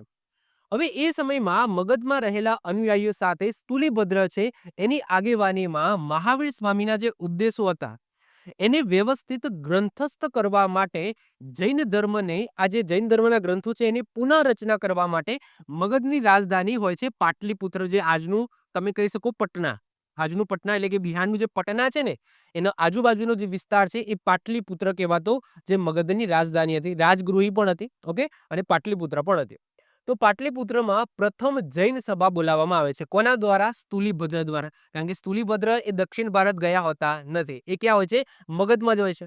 તો એ સમયે જૈન ધર્મના જે મહાવીર સ્વામી દ્વારા જે ઉપદેશો આપેલા છે એમને ગ્રંથસ્થ કરવા, ભેગા કરવા અને એક પુસ્તકની રચના કરવા માટે અથવા તો એનું પુનઃરચના કરવા માટે બધા ભેગા થાય છે. જૈન ધર્મની સભા બોલાવવામાં આવે છે. કોના દ્વારા? કોની આગેવાની હેઠળ? તો સ્થૂલીભદ્ર દ્વારા. અને ભદ્રબાહુ એ તો ક્યાં ગયેલા હોય છે? કર્ણાટક ગયેલા હોય છે. હવે જ્યારે સભા ચાલતી હોય છે એ જ સમયે આ ભદ્રબાહુ અને એમના જે અનુયાયીઓ છે એ સભાની અંદર આવી પહોંચે છે. તો આ સમયે દક્ષિણ ભારતમાં ગયેલા અનુયાયીઓ પાછા ફરતા ભદ્રબાહુ અને સ્થૂલીભદ્ર વચ્ચે સૈદ્ધાંતિક બાબતોમાં લઈને વિવાદ થાય છે. મારામારી નથી થતી, સૈદ્ધાંતિક બાબતો એટલે કે જૈન ધર્મ છે, આ જૈન ધર્મની વિચારધારા કેવી હોવી જોઈએ એ બાબતોને લઈને બંને વચ્ચે બોલાચાલી થઈ જાય છે. અને આ રીતના શ્વેતાંબર અને દિગંબર આવા બે જૈન ધર્મના ફાંટા પડી જાય છે. તો એક્ઝામની અંદર એવું સિમ્પલ ક્વેશ્ચન પૂછાય કે શ્વેતાંબર અને દિગંબર આ નીચેનામાંથી કયા ધર્મના બે ફાંટા છે? તો યાદ રાખજો, જૈન ધર્મના બે ફાંટા છે. ઓકે, અને ફાંટા પાડનાર બે મહાન વ્યક્તિઓ કયા? તો ભદ્રબાહુ અને સ્થૂલીભદ્ર. હવે તમારા માઇન્ડની અંદર ક્વેશ્ચન થાય કે આ ભદ્રબાહુ અને સ્થૂલીભદ્ર જેમને શ્વેતાંબર અને દિગંબર આ રીતના બે ફાંટા પાડ્યા, તો એમાં આ બંને ફાંટા છે એમની વિચારધારા કેવી છે? તો બંનેનો ડિફરન્સ છે એ થોડું આપણે જોઈ લઈએ. તો આ બાજુ છે શ્વેતાંબર અને આ બાજુ છે દિગંબર. તો જે સ્થૂલીભદ્રના અનુયાયીઓ છે એ બધા શું કહેવાયા? શ્વેતાંબર કહેવાયા. અને જે ભદ્રબાહુના અનુયાયીઓ છે એ બધા શું કહેવાયા? દિગંબર કહેવાયા. હવે શ્વેતાંબરનો મતલબ શું થાય? નામથી જ ખબર પડી જાય છે, સફેદ વસ્ત્રો પહેરનાર. શું? સફેદ વસ્ત્રો પહેરનાર, જે બધા શ્વેતાંબર કહેવાય. અને દિગંબરની વાત કરીએ કે જે લોકો કપડાં પહેરતા નથી. ઇમેજ પણ તમે જોઈ શકો છો. અહીંયા શ્વેતાંબર એ આવા કંઈક દેખાશે. ઓકે, વ્હાઈટ કપડાં પહેરેલા હશે, જ્યારે દિગંબર જે સાધુઓ છે એ આ રીતના કપડાં પહેરતા નથી. આ સાંભળી પણ હશે જુનાગઢની અંદર દિગંબર સાધુઓ, ધેટ્સ મીન્સ કે શું? નાગા બાવાઓ. ઓકે, જે દિગંબર જૈન ધર્મને પાળે છે એ લોકો કપડાં પહેરતા નથી. તો એ લોકો કપડાં પહેરતા નથી. સ્ત્રી સાધુઓ સિલાઈ વગરની સફેદ સાડીઓ પહેરે છે. ઓકે, જે સ્ત્રી સાધુઓ હોય એ શું કરે છે? સિલાઈ વગરની સફેદ સાડીઓ પહેરે છે દિગંબરની અંદર. એના પછી વાત કરીએ શ્વેતાંબરની અંદર, તો તીર્થકર સ્ત્રી કે પુરુષ હોઈ શકે છે એવું માને છે. જે 24 તીર્થકર થઈ ગયા અને ભવિષ્યમાં પણ કદાચ થશે. ઓકે, એવો કોઈ વ્યક્તિ ઉભરીને આવશે જે જૈન ધર્મની અંદર જ્ઞાન પ્રાપ્તિ કરશે. તો શ્વેતાંબર એવું માને છે કે સ્ત્રી અને પુરુષ બંને હોઈ શકે છે તીર્થકર. જ્યારે દિગંબર એવું માને છે કે મહિલા છે એ તીર્થકર ક્યારે પણ ન બની શકે. અને તમને ખબર હોય કે જૈન ધર્મની અંદર જે 24 તીર્થકર છે એમાંથી એક મહિલા છે, મલ્લીનાથ. હવે એ મહિલા છે એવું કોણ માને છે? શ્વેતાંબર માને છે. પરંતુ દિગંબર જે ફાંટો છે એવું માને છે કે મલ્લીનાથ પણ કોઈ સ્ત્રી નથી, પુરુષ જ છે. એ તો એવું જ માને છે કે તીર્થકર ક્યારે પણ સ્ત્રી હોઈ શકે નહીં, માત્ર ને માત્ર પુરુષ જ હશે. વિચારધારા દિગંબરની એવી કંઈક છે કે ક્યારે પણ જો બંનેનો જે ગોલ છે, દિગંબર સાધુ હોય કે શ્વેતાંબર સાધુ હોય, ઇવન જૈનિઝમ, જે પણ લોકો જૈનિઝમ પાડે છે એમનો અલ્ટિમેટ ગોલ એ છે કે મોક્ષ પ્રાપ્તિ કરવી. જે પણ લોકો જૈનિઝમની અંદર જોડાય છે એમનો અલ્ટિમેટ ગોલ એ છે કે આપણે શું કરવું? મોક્ષ પ્રાપ્તિ કરવી. તો દિગંબર સાધુઓ એવું માને છે કે ક્યારેય પણ સ્ત્રીઓ છે એ મોક્ષ પ્રાપ્તિ નહીં કરી શકે. કારણ કે એ પ્રોપરલી આ રીતના એ એવું માને છે કે જે કપડાં છે ને, કપડાં, જો શ્વેતાંબર છે એમની વિચારધારા એવી છે કે કપડાં છે એક નિર્જીવ વસ્તુ છે, એ આપણા પાથની અંદર કોઈ રૂકાવટ ન કરી શકે. જ્યારે દિગંબર સાધુ એવું કહે છે કે ભાઈ ત્યાગ કરવો એટલે ટોટલી ત્યાગ કરવો. ઓકે, કપડાં પણ પહેરવા નહીં, ટોટલ ત્યાગ કરશો તો જ તમને મોક્ષ પ્રાપ્તિ થશે એવું માને છે દિગંબર. તો ઓબ્વિયસલી જે સ્ત્રીઓ છે એ ક્યારે પણ ઓકે કપડાં છે તો રાખવાની જ છે. ઓકે, સંપૂર્ણપણે કપડાનો ત્યાગ નથી કરવાની. એટલા માટે દિગંબર સાધુ એવું માને છે કે સ્ત્રીઓને ક્યારેય પણ મોક્ષ મળશે નહીં અને એટલા માટે એવું કહે છે કે ક્યારેય પણ મહિલા છે એ તીર્થંકર નહીં બની શકે. અને જે મલ્લીનાથ જે એવું કહેવાય છે કે 24 તીર્થંકરમાંથી એક માત્ર મહિલા તીર્થંકર છે. એમને પણ દિગંબર સાધુઓ પુરુષ જ ગણાવે છે કે એ મહિલા નથી, એ પુરુષ જ છે. ઓકે, તો દિગંબર અને શ્વેતાંબરમાં આ મેઇન ડિફરન્સ છે. આગળ વાત કરીએ, પાર્શ્વનાથના ઉપદેશોનું પાલન કરે છે. કૈવલ્ય પ્રાપ્ત કરવા માટે માત્ર 4 જ સંયમ છે એને પાળે છે. 4 જે નિયમ આપ્યા હતા એ પાળે છે. એમાં બ્રહ્મચર્ય સિવાયના એટલે કે બ્રહ્મચર્યને એ માનતા નથી. શ્વેતાંબર સાધુઓ એ બ્રહ્મચર્યને માનતા નથી. જ્યારે મહાવીરના ઉપદેશો અનુસાર 5 અવરોધો એટલે કે અહિંસા, સત્ય, અસત્ય, અપરિગ્રહ અને બ્રહ્મચર્યનું પાલન કરે છે. એટલે કે શ્વેતાંબર સાધુઓ છે એ બ્રહ્મચર્ય સિવાયના આ જે 4 આગળના જે નિયમો છે, અહિંસા, સત્ય, અસત્ય અને અપરિગ્રહ, એનું પાલન કરે છે. બ્રહ્મચર્યનું પાલન શ્વેતાંબર લોકો કરતા નથી. જ્યારે દિગંબર લોકો આ 4 પ્લસ બ્રહ્મચર્યનું પણ પાલન કરે છે. એટલે કે કોને ફોલો કરે છે, કોના ઉપદેશને ફોલો કરે છે એવું કેવું હોય તો દિગંબર સાધુઓ છે એ મહાવીર સ્વામીના ઉપદેશને ફોલો કરે છે. જ્યારે શ્વેતાંબર સાધુ છે એ પાર્શ્વનાથના ઉપદેશને ફોલો કરે છે. એટલે કે પાર્શ્વનાથ દ્વારા માત્ર ને માત્ર 4 જ નિયમો આપ્યા હતા. એટલે કે આ જે બ્રહ્મચર્ય છે, આ જે નિયમ છે એ કોને આપ્યો હતો? મહાવીર સ્વામીએ આપ્યો હતો. અને આગળના જે 4 જે નિયમો છે એ કોના દ્વારા આપવામાં આવ્યા હતા? પાર્શ્વનાથ દ્વારા આપવામાં આવ્યા હતા. ક્લિયર? તો પાર્શ્વનાથના જે નિયમો છે, 4 નિયમો, એમનું પાલન કરે છે. આ બ્રહ્મચર્ય જે નિયમ મહાવીર સ્વામી દ્વારા આપવામાં આવ્યો હતો એનું પાલન શ્વેતાંબર લોકો કરતા નથી. પુસ્તકની વાત કરીએ તો શ્વેતાંબર લોકોનું મેઇન જે પુસ્તક છે એ છે આગમ. ઇવન કહેવાય છે કે જૈન ધર્મનું પણ જે મુખ્ય ધર્મ પુસ્તક છે એ છે આગમ. પરંતુ દિગંબર લોકો એવું કોઈ પ્રમાણભૂત લખાણ છે એ અસ્તિત્વમાં નથી કે માનતા નથી. એના પછી વાત કરીએ કે તીર્થંકરની મૂર્તિઓને ઝવેરાતથી સુશોભિત કમર કપડા પહેરાયેલા અને આરસમાં કાચની આંખો સાથે દર્શાવે છે. જ્યારે દિગંબર લોકો ઓબ્વિયસલી એ પોતે કપડાં નથી પહેરતા, તો ભગવાનને પણ એ લોકો કપડાં કે સુશોભિત કરતા નથી. તેઓ તીર્થંકરની મૂર્તિઓને નગ્ન તરીકે રજૂ કરે છે. અસુશોભિત અને નિરાશ આંખો સાથે ચિંતનશીલ મૂડમાં એ લોકો મૂર્તિઓને રાખે છે. જ્યારે શ્વેતાંબર છે એ પોતાની જે તીર્થંકરોની મૂર્તિઓ છે એમને કપડાં પહેરાવે છે, સુશોભિત કરે છે. મતલબ કે એ પોતે જે રીતના રહે છે એ રીતના પોતાના ભગવાનને રાખે છે. અહીંયા પણ એવું છે કે જે રીતના એ લોકો રહે છે એ રીતના પોતાના ભગવાનને રાખે છે. સાધુ અથવા સ્વાદી જ્યાં સુધી શરીરનો ત્યાગ કરે ત્યાં સુધી ખોરાકની જરૂર હોય છે. મતલબ કે આ લોકો એવું માને છે કે સાધુ હોય કે સાધ્વી હોય કે કોઈ પણ જૈન ધર્મને ફોલો કરતો કોઈ માણસ હોય, જ્યાં સુધી એ શરીરનો ત્યાગ ન કરે, એટલે કે જ્યાં સુધી મૃત્યુ ન પામે ત્યાં સુધી એને ખોરાક ખાવો જોઈએ. આ લોકો એવું માને છે. ઓબ્વિયસલી. પરંતુ દિગંબર લોકોની વિચારધારા થોડી અલગ છે. એ શું કહે છે? સાધુઓને કોઈ ખોરાકની જરૂર જ નથી. મતલબ કે જો કોઈ વ્યક્તિ જૈનિઝમ એને જો ટોટલી સારી રીતના ફોલો કરતો હોય અને કોઈ પ્રોપર સાધુ સાધ્વી હોય જે તપસ્યા કરતી હોય, ભગવાનમાં બહુ જ શ્રદ્ધા ધરાવતા હોય, તો એમને ખોરાકની જરૂર જ નથી. આવું કોણ કહે છે? દિગંબર કહે છે. તો જૈન ધર્મની અંદર જે 2 ફાટા પડ્યા, સ્થૂલીભદ્ર અને ભદ્રબાહુ દ્વારા, તો એમની વિચારધારા આ રીતના કંઈક અલગ પડે છે. સૈદ્ધાંતિક બાબતોને લઈને આ રીતના અલગ પડે છે. ક્લિયર? ચલો, એના પછી આપણે આગળ વાત કરીએ જૈન ધર્મના સિદ્ધાંત, જે હમણાં આપણે જોઈ ગયા. તો જૈન ધર્મમાં મોક્ષ મેળવવા માટે મેં કીધું એમ કે જૈન ધર્મમાં શ્વેતાંબર હોય કે દિગંબર હોય, બંનેનો અલ્ટિમેટ ગોલ શું છે? મોક્ષની પ્રાપ્તિ કરવી, એટલે કે જીવનના આ જે ચક્ર છે એમાંથી મુક્ત થવું. તો જૈન ધર્મમાં મોક્ષ મેળવવા માટે એમને ત્રિરત્ન સિદ્ધાંત આપ્યો છે. અને આ ત્રિરત્ન સિદ્ધાંતની અંદર એમને 5 વ્રતો આપેલા છે, 5 સમિતિ આપેલી છે, 3 ગુપ્તિઓ આપેલી છે અને 4 ભાવનાઓ આપેલી છે. જો આટલાનું પાલન કરે છે કોઈ વ્યક્તિ તો એમને મોક્ષ પ્રાપ્તિ થઈ જાય છે. અને આ બધી વસ્તુ લખેલી છે એમને એ લોકો ત્રિરત્નનો સિદ્ધાંત કહે છે. શું કહે છે? ત્રિરત્નનો સિદ્ધાંત. હવે 5 વ્રતો કયા કયા છે? તો આગળ આપણે જોઈ ગયા એમ અહિંસા, સત્ય, અસત્ય, અપરિગ્રહ અને બ્રહ્મચર્ય. એમાંથી ઉપરના જે 4 જે વ્રતો છે એ કોના દ્વારા આપવામાં આવ્યા હતા? પાર્શ્વનાથ દ્વારા આપવામાં આવ્યા હતા. અને જે છેલ્લું જે વ્રત છે એ કોના દ્વારા આપવામાં આવ્યું હતું? મહાવીર સ્વામી દ્વારા આપવામાં આવ્યું હતું. તો આ 5 વ્રતોનું પાલન કોણ કરે છે? દિગંબર કરે છે.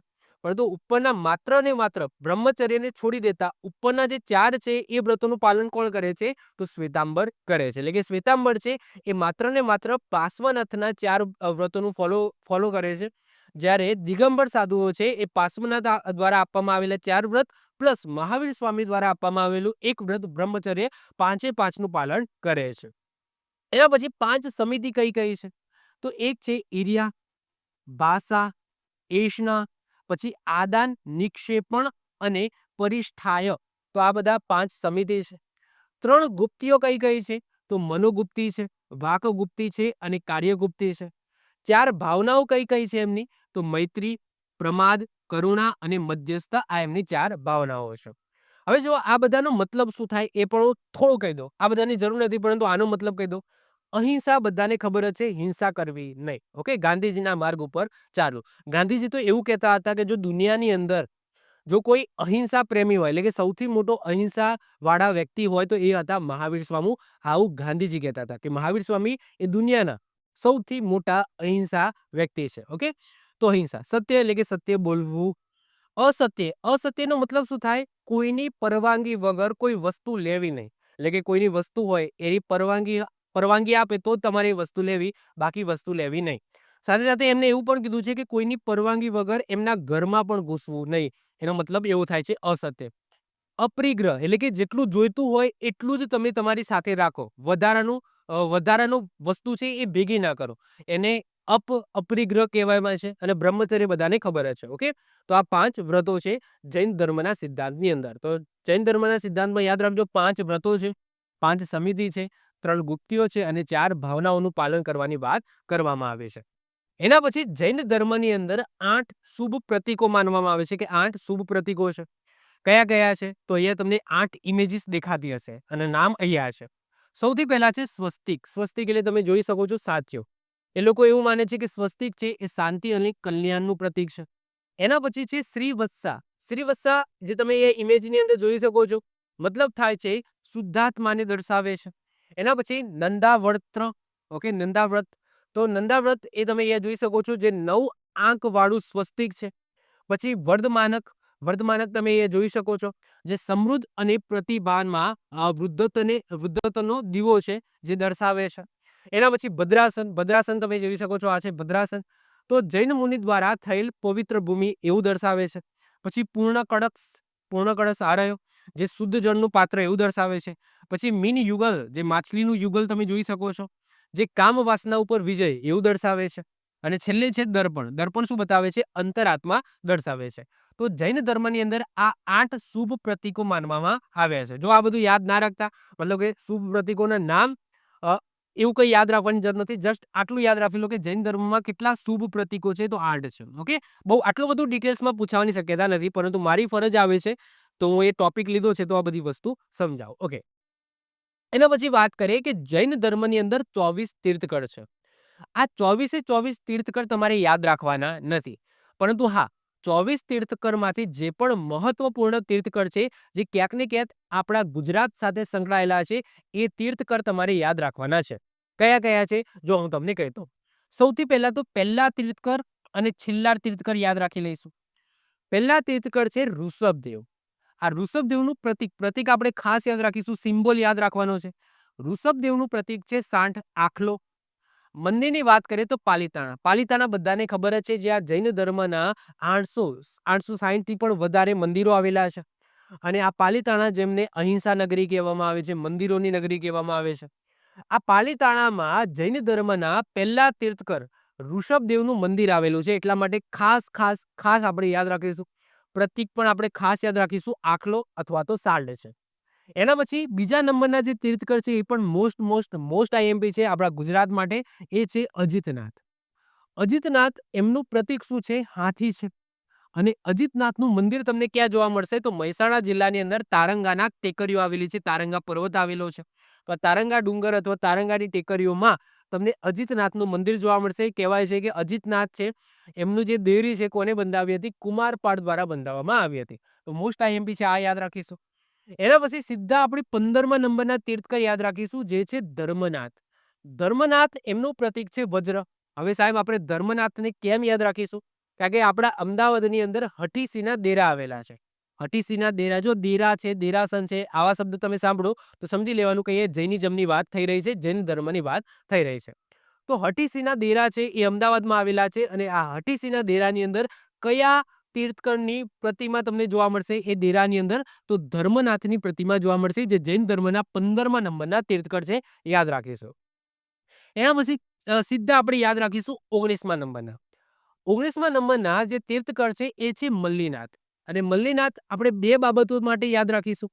પહેલી બાબત તો એ કે જૈન ધર્મના 24 તીર્થંકર છે. આ 24 તીર્થંકરમાંથી જો કોઈ એક સ્ત્રી તીર્થંકર હોય, શ્વેતાંબર તરીકે, અને દિગંબર તરીકે તો પુરુષ જ છે, પરંતુ શ્વેતાંબરના ફાંટાથી આપણે જો વાત કરીએ તો 24 તીર્થંકરમાંથી જો એક મહિલા તીર્થંકર હોય તો એ છે મલ્લીનાથ. મલ્લીનાથ જેમનું પ્રતીક છે કળશ, અને એમનું મંદિર આપણા ગુજરાતમાં છે અમદાવાદની અંદર ભોયણીમાં. ઓકે, તો અમદાવાદના ભોયણીની અંદર તમને મંદિર જોવા મળશે મલ્લીનાથનું, એટલા માટે મહત્વપૂર્ણ બની જાય છે. એના પછી 21મા નંબરના તીર્થંકર આપણે યાદ રાખીશું, જે છે નેમિનાથ. નેમિનાથ જેમનું પ્રતીક શું છે? નીલકમળ. ઓકે, નીલ નીલ નીલ ધેટ્સ મીન્સ કે વાદળી જેવું. ઓકે, તો નીલકમળ છે. અને એ કેમ યાદ રાખીશું? કારણ કે નેમિનાથનું તમને મંદિર જોવા મળશે ગિરનારની અંદર, અને ગિરનારની અંદર એ નિર્વાહ પામ્યા હતા, એટલે કે એમનું મૃત્યુ છે એ ગિરનારની અંદર થયું હતું, એટલા માટે યાદ રાખીશું. એના પછી 22મા નંબરે યાદ રાખીશું અરિષ્ટનેમિ. જો નેમિનાથ અલગ છે, અરિષ્ટનેમિ અલગ છે, કન્ફ્યુઝ ના થતા. 22મા નંબરે છે ને એ અરિષ્ટનેમિ છે, નોટ અ નેમિનાથ. નેમિનાથ એ 21મા નંબરે છે. તો અરિષ્ટનેમિ જેમનું પ્રતીક છે શંખ, અને આ જ અરિષ્ટનેમિ જે કૃષ્ણ ભગવાનના પિતરાઈ ભાઈ હતા. હવે પિતરાઈ ભાઈ કઈ રીતના થાય છે, એનો જવાબ તમારે જો જોતો હોય, આની જો સ્ટોરી તમારે જોતી હોય, તો આપણે પહેલો લેક્ચર લીધો છે પૌરાણિક કાળ, એની અંદર આપણે અરિષ્ટનેમિ અને કૃષ્ણ ભગવાન કઈ રીતના પિતરાઈ ભાઈ થાય છે એની વાત આપણે કરેલી છે, તો એ તમે જોઈ લેજો, ન જોયો હોય તો. તો અરિષ્ટનેમિ અને એ કૃષ્ણ ભગવાનને સમકાલીન હોય છે, કૃષ્ણ ભગવાનના પિતરાઈ ભાઈ હોય છે. એના પછી 23મા નંબરના યાદ રાખીશું પાર્શ્વનાથ. પાર્શ્વનાથ જેમનું પ્રતીક હોય છે સાપ. એમનું કોઈ ખાસ મંદિર અહીંયા આપણે ગુજરાતમાં નહીં જોવા મળે, કોઈ મોટું મંદિર, પરંતુ આપણે આ ખાસ યાદ રાખીશું, એક્ઝામની અંદર પૂછાયેલો ક્વેશ્ચન છે. અને 24મા નંબરના યાદ રાખીશું છેલ્લા મહાવીર સ્વામી, જેમનું પ્રતીક છે સિંહ. અને મહાવીર સ્વામી ઉપરથી એક વસ્તુ એ ખાસ યાદ રાખજો, એક મંદિર ખાસ યાદ રાખવાનું છે, મૌડી. આ મૌડી જ્યાં સુખડીનો પ્રસાદ એ બહુ પ્રસિદ્ધ છે, જ્યાં ઘંટાકર્ણ મહાવીર સ્વામીનું મંદિર જોવા મળશે. મોસ્ટ આઈએમપી છે, આપણે યાદ રાખીશું. તો 24મા નંબરના તીર્થંકર યાદ રાખીશું મહાવીર સ્વામી, જેમનું પ્રતીક છે સિંહ, અને એમનું મંદિર મોટું સારું ફેમસ મંદિર છે એ મૌડીની અંદર જોવા મળશે. મૌડી છે એ આપણા ગાંધીનગર જિલ્લામાં જ આવે છે, પરંતુ ગાંધીનગરથી ઘણું દૂર થાય છે. ઘંટાકર્ણ મહાવીર સ્વામી, ઓકે, મંદિર તમને જોવા મળશે, ઘંટાકર્ણ મહાવીર સ્વામી મંદિર, જે સુખડીનો પ્રસાદ છે એ ફેમસ છે. હવે વાત કરીએ જૈન સભા. હવે આપણા ઇતિહાસની અંદર જૈન ધર્મની 2 સભા, 2 મહત્વપૂર્ણ સભાઓ છે એ આયોજિત કરવામાં આવી હતી 2 મહાન રાજાઓ દ્વારા, જે આપણે ખાસ ખાસ ખાસ યાદ રાખીશું. એક્ઝામની અંદર આ જૈન સભામાંથી ક્વેશ્ચન બનતા હોય છે. તો સૌથી પહેલા વાત કરીએ, અહીંયા પહેલી જૈન સભાની વાત કરેલી છે, અહીંયા બીજી જૈન સભાની વાત કરેલી છે. સમયની વાત કરીએ, જો પહેલી જૈન સભા છે એ ઈસવીસન પૂર્વે 298 ની અંદર ભરાઈ હતી, જ્યારે બીજી જૈન સભા છે એ ઈસવીસન 512 ની અંદર. જો આ ઈસવીસન 512 છે અને આ ઈસવીસન પૂર્વે 298 છે, તો હવે અહીંયા જતા જતા જતા શું આવશે? 0 આવશે. પછી 1 થી શરૂ થઈને શું આવશે? 512 આવશે. તો આ રીતના હશે. તો પહેલી જે જૈન સભા છે એ ઈસવીસન પૂર્વે 298 ની અંદર ભરાઈ હતી, જ્યારે બીજી જૈન સભા છે એ ઈસવીસન 512 ની અંદર ભરાઈ હતી. સ્થળની વાત કરીએ તો પહેલી જે જૈન સભા છે એ પાટલીપુત્રની અંદર ભરાઈ હતી, જ્યારે બીજી જૈન સભા છે એ આપણા ગુજરાતના વલભીની અંદર ભરાઈ હતી. પહેલી જે જૈન સભા છે પાટલીપુત્ર, પાટલીપુત્ર એટલે બિહારની અંદર પટના છે ને, પટનાની આજુબાજુના વિસ્તાર, એ પાટલીપુત્ર કહેવાતો હતો, ત્યાં ભરાઈ હતી. અને બીજી જૈન સભા છે વલભી, આપણા વલભીની અંદર ભરાઈ હતી. રાજાની વાત કરીએ તો પહેલી જૈન સભા છે એ કયા રાજા દ્વારા આયોજિત કરવામાં આવી હતી, કોના સમયમાં? તો ચંદ્રગુપ્ત મૌર્યના સમયમાં. જ્યારે બીજી જૈન સભા છે એ ધ્રુવસેન પ્રથમ. હવે ધ્રુવસેન પ્રથમ એ કયા વંશની અંદર આવશે? તો મૈત્રક વંશની અંદર. આગળ આપણે જોઈશું મૈત્રક વંશ. કયો વંશ? મૈત્રક. તો મૈત્રક વંશની અંદર આવશે ધ્રુવસેન પહેલા, એમના સમયમાં બીજી જૈન સભાનું આયોજન થાય છે. અધ્યક્ષની વાત કરીએ તો જે જૈન સભા બોલાવવામાં આવે છે જે રાજાના સમયમાં, એમાં જે મુખ્ય વ્યક્તિ હોય, જે મુખ્ય ગુરુ હોય ને, એમને કહેવામાં આવે છે અધ્યક્ષ. મેન હોસ્ટ, હોસ્ટ તમે કહી શકો. તો જૈન સભા બોલાવવામાં આવી હતી, એમાં પહેલી જે જૈન સભા છે એમના અધ્યક્ષ કોણ હોય છે? સ્થૂલીભદ્ર. જે દક્ષિણમાં ગયા હતા નહીં, ક્યાં હોય છે? અહીંયા જ રહે છે. આગળ આપણે વાત કરી ને 2 ફાંટા પડ્યા હતા.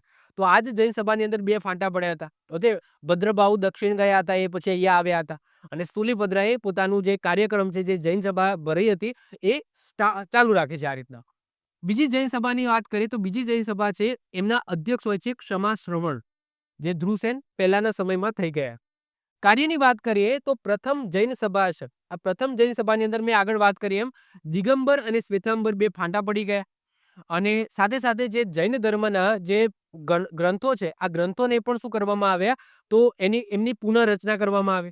અને બીજી જૈન સભા છે, આ બીજી જૈન સભામાં જે જૈન ધર્મના જે ગ્રંથો છે એની લિપિબદ્ધ કરવામાં આવ્યા. તો આ 2 કાર્યો થયા હતા બંને જૈન સભાની અંદર. ક્લિયર? તો આ ખાસ યાદ રાખીશું. તમને એક્ઝામની અંદર આમાંથી ક્વેશ્ચન બને છે.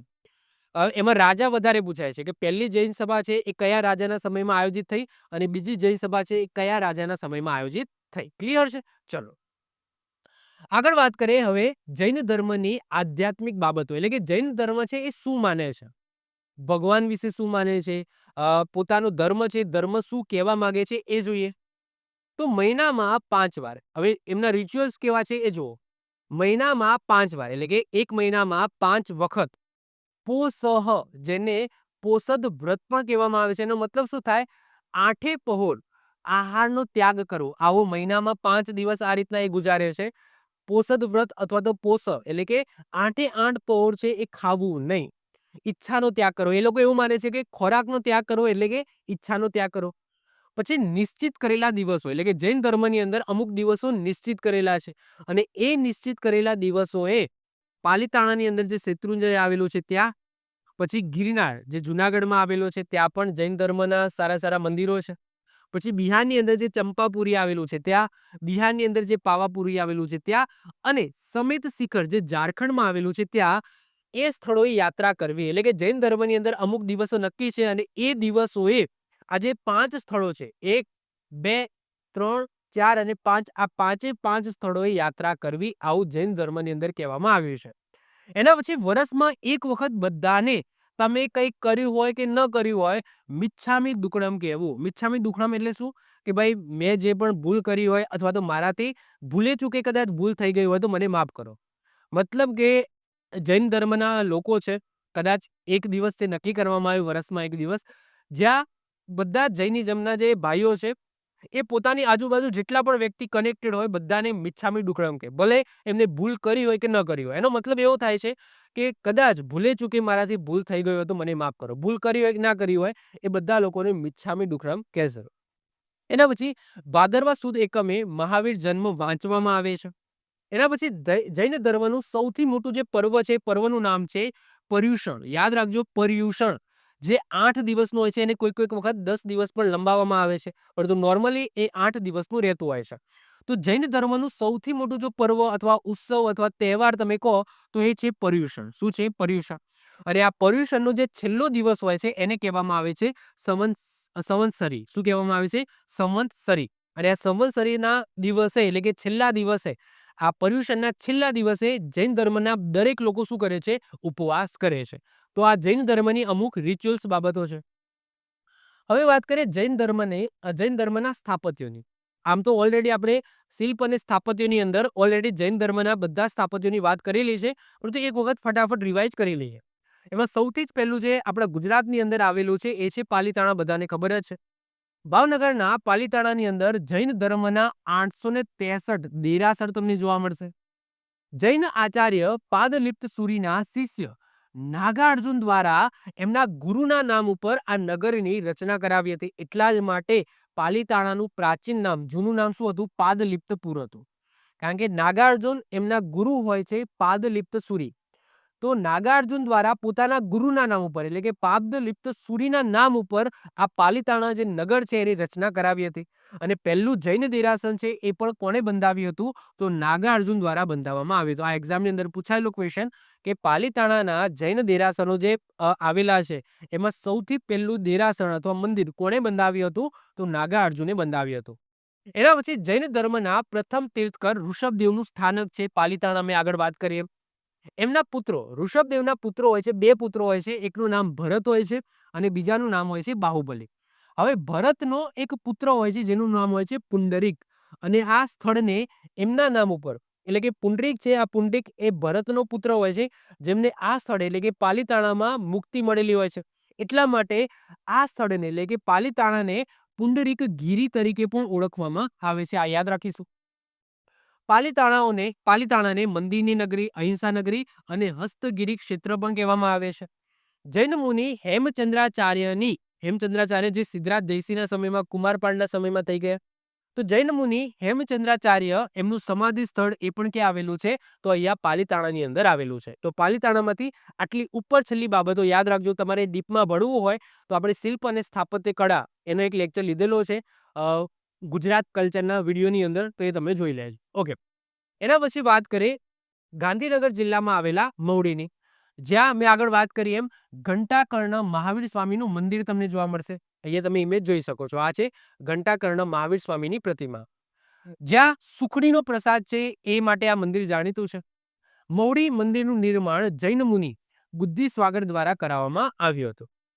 એના પછી કચ્છના ભદ્રેશ્વરમાં આવેલા જૈન મંદિરો, જે વસઈ જૈન મંદિર તરીકે પણ ઓળખાય છે.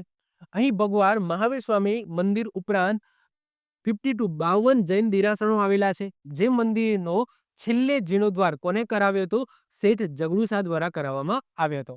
આ બધા જ મંદિરોની ડિટેલ્સમાં વાત ગુજરાત કલ્ચરની જે સિરીઝ છે એમાં શિલ્પ અને સ્થાપત્ય કળા અને પ્રવાસન સ્થળ કે જે મેં લેક્ચર લીધેલા છે, જે 5-6 લેક્ચર લીધેલા છે, એની અંદર ડીપમાં કરેલી છે. તારંગા એ મહેસાણા જિલ્લાના ખેરારુ નજીક જૈન તીર્થસ્થાન છે. જૈન ધર્મના બીજા તીર્થકર અજીતનાથનું મંદિર તમને ત્યાં જોવા મળશે, જેનું નિર્માણ 1161માં ચાલુક્ય રાજા કુમારપાળે તેમના શિક્ષક આચાર્ય હેમચંદ્રાચાર્યની સલાહથી કરાવ્યું હતું. અને અજીતનાથનું ચિહ્ન શું છે? હાથી છે. એ આગળ આપણે વાત કરી ગયા.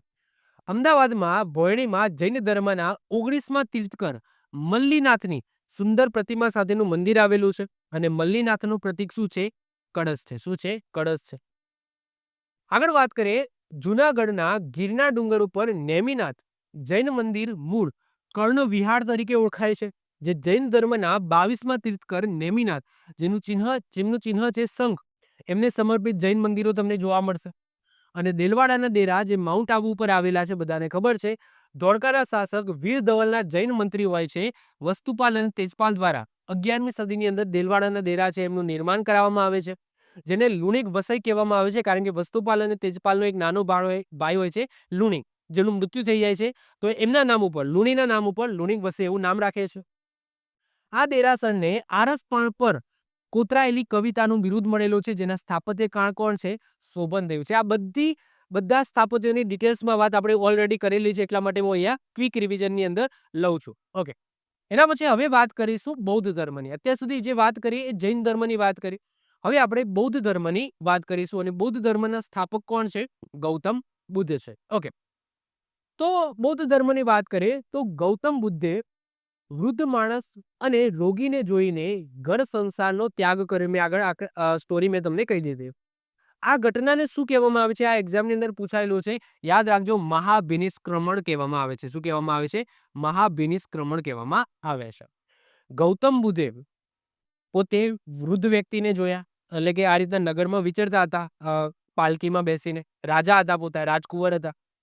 તો રોગી માણસને જોવે છે, વૃદ્ધ માણસને જોવે છે. એમની અંતરાત્મા થાય છે કે આ બધી વસ્તુ મતલબ કે સંસાર એમનું કહેવાય કે ગૌતમ બુદ્ધનું પહેલું વાક્ય શું છે ખબર છે? જ્ઞાન પ્રાપ્તિ થઈ એના પછી, સંસાર એ દુઃખમય છે. અહીંયા આ વાક્ય ઘણું બધું કહી શકે છે.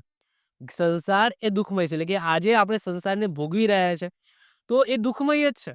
ઓકે. ત્યારે તમને કદાચ થોડા સમય માટે સુખ મળી શકે છે, બાકી છે દુઃખમય. ગમે ત્યારે દુઃખ આવી શકે છે. તો ગૌતમ બુદ્ધે જે સંસારનો ત્યાગ કર્યો, આ ઘટનાને શું કહેવામાં આવે? મહાબિનિષ્ક્રમણ કહેવામાં આવે. પછી ગૌતમ બુદ્ધને બોધગયામાં પીપળાના વૃક્ષ નીચે જ્ઞાન પ્રાપ્તિ થઈ, તો એ જ્ઞાન પ્રાપ્તિને શું કહેવામાં આવે છે? સંબોધિ કહેવામાં આવે. શું કહેવામાં આવે? સંબોધિ કહેવામાં આવે. પછી બુદ્ધે સારનાથમાં પોતાનો પ્રથમ ઉપદેશ આપ્યો, જેને શું કહેવામાં આવે? ધર્મચક્ર પરિવર્તન કહેવામાં આવે છે. આ યાદ રાખજો. ગૌતમ બુદ્ધને જ્ઞાન પ્રાપ્તિ થઈ, એના પછી પહેલો ઉપદેશ સારનાથની અંદર આપ્યો પાલી ભાષામાં. તો એ ઉપદેશને શું કહેવામાં આવે? ધર્મચક્ર પરિવર્તન કહેવામાં આવે. એમને 4 વાક્યો ઉપદેશની અંદર મુખ્ય 4 વાક્યો બોલ્યા હતા. પહેલું જ વાક્ય હતું સંસાર એ દુઃખમય છે. હવે દુઃખમય છે તો સાહેબ આ દુઃખનું કારણ શું છે? તો દુઃખનું કારણ છે તૃષ્ણા. તૃષ્ણાનો મતલબ થાય ઈચ્છા. અહીંયા ઈચ્છાના ભાવમાં અહીંયા લખ્યું છે તૃષ્ણા. એટલે કે આપણી ઈચ્છાઓ છે એ જ કારણ છે આપણા દુઃખનું. ઓકે, આજે અલ્ટો છે તો કાલ ઉઠીને આપણને લાવે ભાઈ ગ્રાન્ડ આઈટેન લાવો. ગ્રાન્ડ આઈટેન મળી ગઈ એટલે એવું લાગે કે ભાઈ આપણે લાવીએ ટાટા સફારી લાવીએ. સફારી લાવ્યા પછી લંબરગીની લાવીએ. મતલબ કે ઈચ્છા છે, ઈચ્છા ક્યારે પણ પૂરી થાય નહીં. ઓકે, આપણને સંતોષ ન થાય. તો દુઃખનું કારણ તૃષ્ણા છે. દુઃખનો નાશ એ તૃષ્ણાનો ત્યાગ છે. મતલબ કે જો તમારે દુઃખનો નાશ કરવો હોય તો તમારે જે ઈચ્છાઓ છે એને છોડવી પડે. અષ્ટાંગિક માર્ગ અપનાવવાથી તૃષ્ણાનો ત્યાગ થાય છે. ઓકે, તમે અષ્ટાંગિક માર્ગ અપનાવો તો એનાથી તૃષ્ણા એટલે કે ઈચ્છાનો ત્યાગ થાય છે. આ ચાર આર્ય સત્યને શું કહેવામાં આવે છે? સમ્યક દર્શન કહે છે. આ જે ચાર વાક્યો લખેલા છે એને શું કહેવામાં આવે છે? સમ્યક દર્શન કહેવામાં આવે છે. એના પછી વાત કરીએ બૌદ્ધ સંઘ. એટલે કે બૌદ્ધ ધર્મના જે ગૌતમ બુદ્ધ છે એમને જ્ઞાનની પ્રાપ્તિ થઈ ગઈ. તો એમને શું કર્યું? અનુયાયીઓ બનાવવાની શરૂઆત કરી. એટલે કે એક સંઘ બનાવવાની શરૂઆત કરી જેનાથી એકતા કેળવાય. એટલે કે બૌદ્ધ ધર્મનો પ્રચાર થાય, પ્રસાર થાય અને બધા જોડાય, આ ધર્મ સાથે જોડાય. તો એ કારણોસર ગૌતમ બુદ્ધ છે એ ગૌતમ બુદ્ધ છે એ સંઘની સ્થાપના કરે છે કે મેક્સિમમ લોકો મારી સાથે જોડાય અને મારા અનુયાયીઓ બને અને આ રીતના એકઠા થાય, એકતા કેળાય અને આ રીતના બૌદ્ધ ધર્મનો પ્રસાર થાય. તો બૌદ્ધ સંઘ છે એની વાત કરી લઈએ તો ગૌતમ બુદ્ધે બૌદ્ધ સંઘની સ્થાપના કરી. જેમાં નિયમો શું હતા? મતલબ કે બૌદ્ધ સંઘની અંદર કેવા કેવા વ્યક્તિઓને લેવાના, કેવા વ્યક્તિઓને નહીં લેવાના. તો કેવા વ્યક્તિઓને નહીં લેવાના? તો જેમની ઉંમર 15 વર્ષથી નાની હોય તો એવા વ્યક્તિઓને માતા પિતાની અનુમતિ હોય તો જ લેવાના, અનુમતિ ન હોય તો નહીં લેવાના. પછી દાસ, એ વખતે દાસ પ્રથા ચાલતી હતી તો દાસ લોકોને નહીં લેવાના. પછી સિપાહી હોય તો એમને પણ નહીં લેવાના. ઋણી ધેટ્સ મીન્સ કે કોઈને લેણું થઈ ગયું હોય, ઋણી હોય, કોઈનું દેવું થઈ ગયું હોય તો એવા વ્યક્તિઓને નહીં લેવાના. પછી અપરાધી, ઓકે, ક્રિમિનલને નહીં લેવાના અને રોગી વ્યક્તિઓને નહીં લેવાના. આ ક્રાઇટેરિયા હતો બૌદ્ધ સંઘની અંદર જોડાવા માટેનો ક્રાઇટેરિયા હતા. આટલા વ્યક્તિઓને લેવાના નહીં. 4 વિભાગ હતા. ઓકે, આજે બૌદ્ધ સંઘ હતો એમાં 4 વિભાગો હતા. એમાં પહેલું વિભાગ છે એ ભિક્ષુઓ હતા. બીજો વિભાગ છે એને ભિક્ષુણીઓ કહેતા હતા. ત્રીજો વિભાગ છે એ ગૃહસ્થો હતા અને ચોથો વિભાગ છે એ સ્ત્રીઓ હતા. ભિક્ષુઓને પાળવાના નિયમો એટલે કે આ ભિક્ષુઓ અને આ બધા જે છે એમને જે પાળવાના નિયમો છે એ કયા ગ્રંથની અંદર લખેલા છે? તો વિનય પિટકની અંદર લખેલા છે. શેમાં લખેલા છે? વિનય પિટકની અંદર લખેલા છે. ઓકે ઓકે, હવે વાત કરીએ બૌદ્ધ સભાની. તો જો જૈન ધર્મની વાત કરીએ તો જૈન ધર્મની અંદર 2 મહત્વપૂર્ણ સભાઓનું આયોજન થયું હતું ઇતિહાસની અંદર. એ જ રીતના બૌદ્ધ ધર્મની 4 સભાઓનું આયોજન થયું હતું ઇતિહાસની અંદર. એક એક કરીને સમજ્યા. સૌથી પહેલી બૌદ્ધ સભા છે એ ઈસવીસન પૂર્વે 483 ની અંદર આયોજિત થઈ હતી. ઈસવીસન પૂર્વે 483 માં. બીજી જૈન સભા છે એ ઈસવીસન પૂર્વે 383 માં, જેવો સમય ઘટતો જશે. ત્રીજી બૌદ્ધ સભા છે એ ઈસવીસન પૂર્વે 251-52 ની અંદર આયોજિત થઈ હતી અને ચોથી બૌદ્ધ સભા છે એ ઈસવીસન 1 ની અંદર આયોજિત થઈ હતી. પહેલી બૌદ્ધ સભા છે એ રાજગૃહની અંદર આયોજિત થઈ હતી, મગધ. બીજી બૌદ્ધ સભા છે એ વૈશાલીની અંદર આયોજિત થઈ હતી. ત્રીજી બૌદ્ધ સભા છે એ પાટલીપુત્રની અંદર આયોજિત થઈ હતી અને ચોથી બૌદ્ધ સભા છે એ કુંડલવન, આ ક્યાં આવેલું છે? કાશ્મીર. ઓકે, કાશ્મીર. કુંડલવન કાશ્મીરની અંદર આયોજિત થઈ હતી. રાજાની વાત કરીએ તો પ્રથમ બૌદ્ધ સભા છે એ અજાતશત્રુના સમયમાં આયોજિત થઈ હતી. બીજી જે સભા છે એ કાલાસુક રાજા હતો એમના સમયમાં આયોજિત થઈ હતી. ત્રીજી બૌદ્ધ સભા છે એ મૌર્ય સમ્રાટ અશોકના સમયમાં આયોજિત થઈ હતી. ચોથી બૌદ્ધ સભા છે એ કનિષ્કના સમયમાં આયોજિત થઈ હતી. બધા આપણે ડિટેલ્સમાં ભણીશું. ઓકે, મૌર્ય સમ્રાટ અશોકને ડિટેલ્સમાં ભણવાનું છે, કનિષ્કને ડિટેલ્સમાં ભણવાશું, અજાતશત્રુની પણ આપણે ઇતિહાસમાં વાત કરવાની છે. અધ્યક્ષની વાત કરીએ કે ગુરુ કોણ હતા, હોસ્ટ કોણ હતા એ સભાના? તો પ્રથમ બૌદ્ધ સભાના હોસ્ટ હતા મહાકશ્યપ. બીજી બૌદ્ધ સભાના હોસ્ટ હતા સબાકામી, જેમને સર્વકામિની પણ કહેવામાં આવે છે. ત્રીજી બૌદ્ધ સભાના અધ્યક્ષ હતા મોગલીપુત્ર તિસ અને ચોથા હતા વસુમિત્ર, અધ્યક્ષ હતા ચોથી બૌદ્ધ સભાના. કાર્ય શું થયા? તો જે પ્રથમ બૌદ્ધ સભા ભરાઈ એની અંદર વિનય પિટક અને સૂત પિટકની રચના થઈ. જે બૌદ્ધ ધર્મના જે 3 ગ્રંથો કહેવામાં આવે છે જેને ત્રિપિટક કહેવામાં આવે છે, એ ત્રિપિટકમાંથી 2 પિટકની રચના એ પ્રથમ બૌદ્ધ સભાની અંદર થઈ. કયા કયા? વિનય પિટક અને સૂત પિટક. બીજી બૌદ્ધ સભાની અંદર સ્થાવીરવાદ અને મહાસંધિક આવા બે ફાટા પડે. ઓકે, બે ફાટા પડ્યા, સ્થાવીરવાદ અને મહાસંધિક.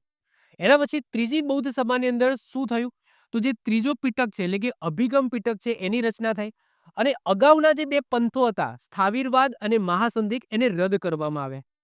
જે બીજી બૌદ્ધ સભાની અંદર જે બે ફાટા પડ્યા હતા એને રદ એ ત્રીજી સભાની અંદર કરવામાં આવે છે અને જે ત્રીજા નંબરનું પીટક છે એટલે કે અભિગમ પીટક છે એની રચના કરવામાં આવે છે. સાહેબ, વિનય પીટક, સૂત પીટક અને અભિગમ પીટક, જેમાં બૌદ્ધ ધર્મ, જો અહીંયા તમને એવું થતું હશે કે સાહેબ બૌદ્ધ ધર્મ મતલબ કે જો જ્યારે આ સભા ભરાઈ ત્યારે ઓબ્વિયસલી ગૌતમ બુદ્ધ હતા નહીં. ઓકે, ગૌતમ બુદ્ધ છે એ નિર્વાહ પામી ગયા હતા. આગળ જતા આ ત્રણ ગ્રંથો છે એની રચના થઈ. તો આ ત્રણ ગ્રંથો છે એની અંદર શું લખેલું છે? તો ગૌતમ બુદ્ધ દ્વારા જે પણ વસ્તુ કહેવામાં આવી છે એ બધી વસ્તુ આની અંદર લખેલી છે. તો જ્યારે ગૌતમ બુદ્ધ હતા ત્યારે વિનય પીટક હતું નહીં. એટલે કે મેં ગૌતમ બુદ્ધમાં બૌદ્ધ સંઘની અંદર આ બધી વસ્તુ કીધી, એમાં વિનય પીટકની વાત કરી. તો એ વખતે વિનય પીટક એ એક્ઝિસ્ટ કરતું હતું નહીં. ગૌતમ બુદ્ધ એ મૃત્યુ પામ્યા. એમના દ્વારા જે બધી બાબતો કહેવામાં આવી, જે ઉપદેશો આપવામાં આવ્યા, એના આધારે આ ત્રણ પીટક છે એ રચના કરવામાં આવી, એ બનાવવામાં આવ્યા. ત્યારે વિનય પીટકની અંદર એ સમયે બૌદ્ધ સંઘની અંદર ભિક્ષુ હતા, એમના નિયમો છે એ એની અંદર લખવામાં આવ્યા હતા. ઓકે, તો આઈ હોપ સો ક્લિયર થઈ ગયું હશે. એના પછી ત્રીજી બૌદ્ધ સભાની અંદર અભિગમ પીટક અને અગાઉના જે બે મેં વાત કરી એમ બે ફાંટા રદ કરવામાં આવ્યા.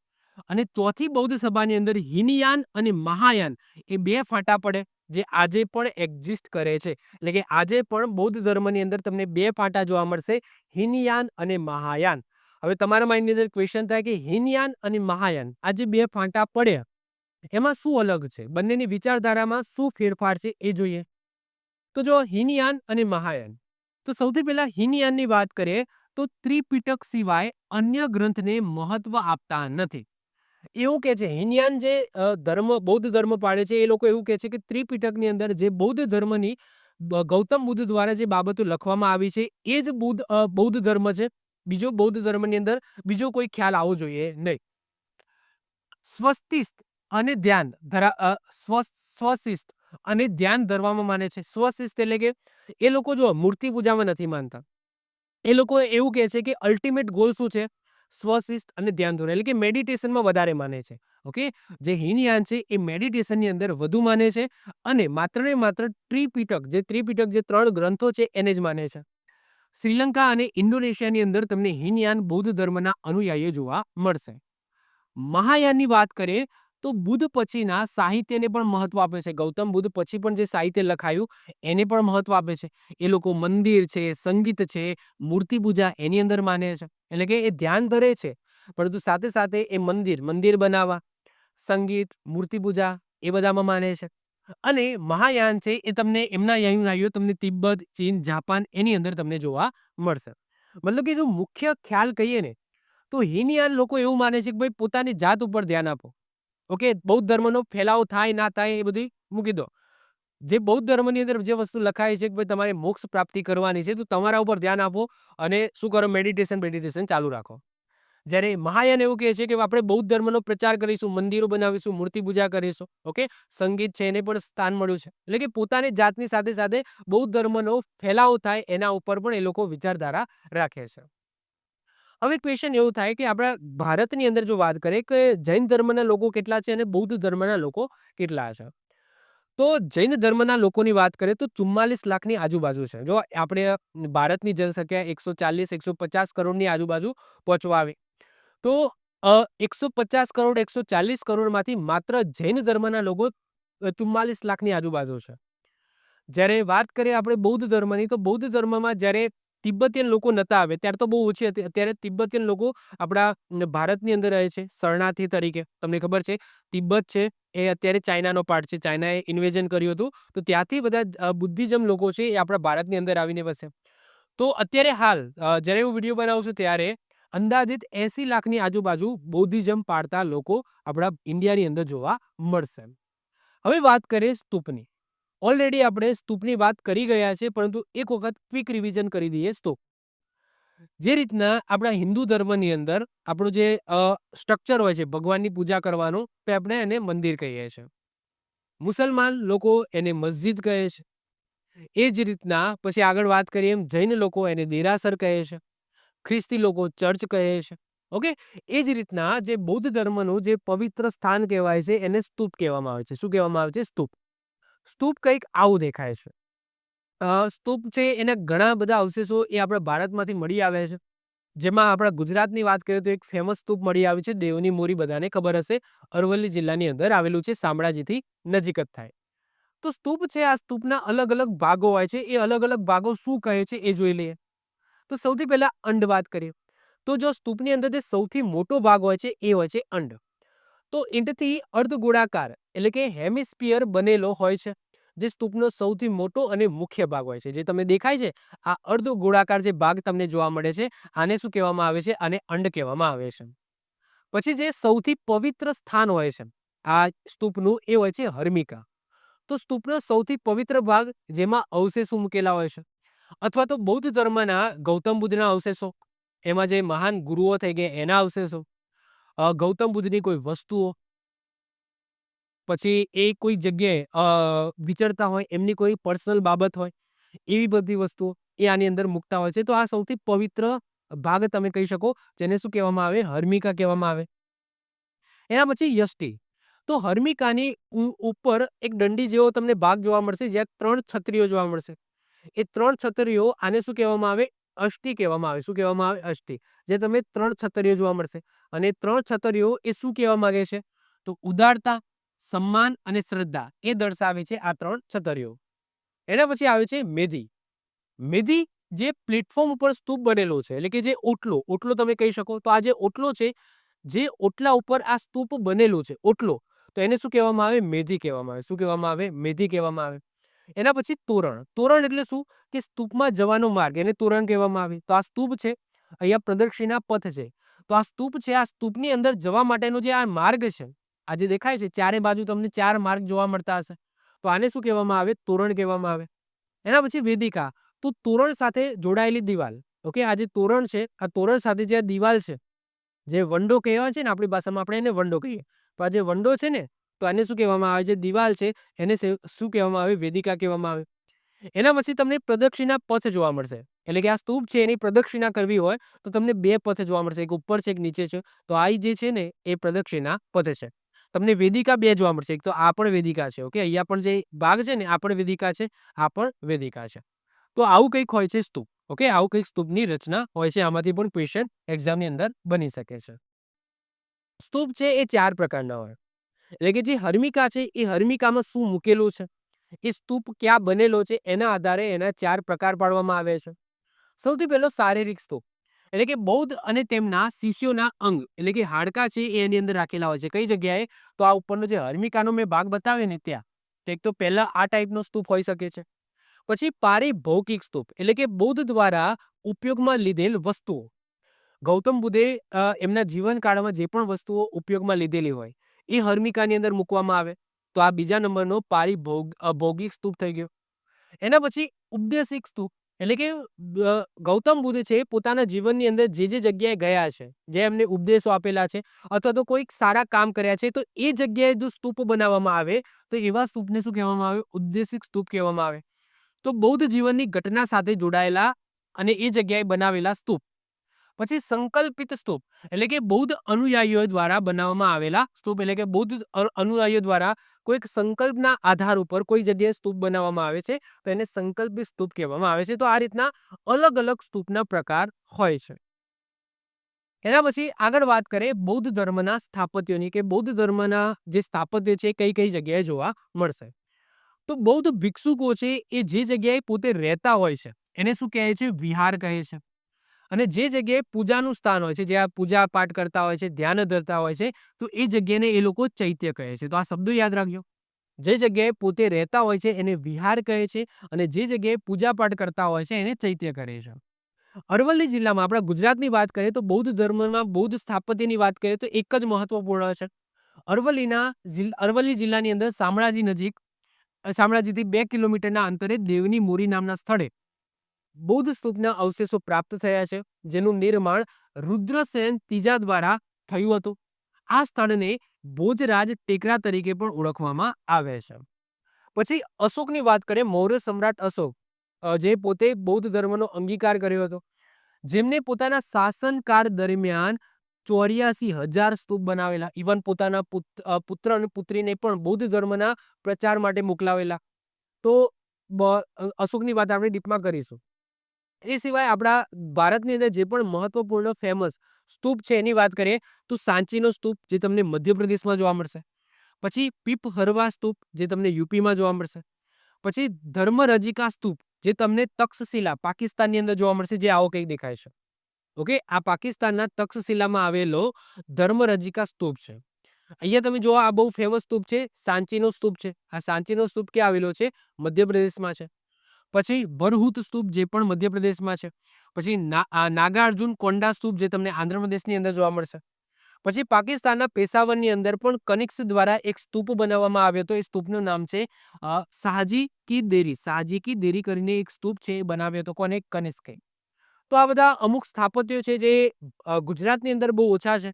જ્યારે ભારતનો ઇતિહાસ સંસ્કૃતિ ચલાવીશું ત્યારે આ સ્તૂપની ડીપમાં વાત કરીશું. પરંતુ એઝ ઓફ નાઉ બૌદ્ધ ધર્મના સ્થાપત્યોમાં ગુજરાતની અંદર કોઈ ખાસ સ્થાપત્ય જોવા મળતું નથી. ક્લિયર? તો આ સાથે ડિટેલ્સમાં આપણો જૈન ધર્મ અને બૌદ્ધ ધર્મ અહીંયા પૂર્ણ થાય છે. આઈ હોપ સો જે પણ માહિતી મેં તમને અહીંયા કીધી છે તમને ગમી હશે, કંઈક નવું જાણવા મળ્યું હશે. વિડીયો ગમ્યો હોય તો વિડીયોને લાઈક કરી દો. આવા જ વિડીયો તમને મળતા રહે એ માટે ચેનલને સબસ્ક્રાઇબ કરીને બાજુમાં બેલ આઇકન છે એને દબાવી દેજો, જેથી કોઈ નવો વિડીયો અપલોડ કરું તેની નોટિફિકેશન તમને મળતી રહે અને તમારો કોઈ પણ વિડીયો મિસ ના થાય. તો મળીશું નેક્સ્ટ લેક્ચરમાં. બાય, ઓલ ધ બેસ્ટ, જય હિન્દ, જય ભારત.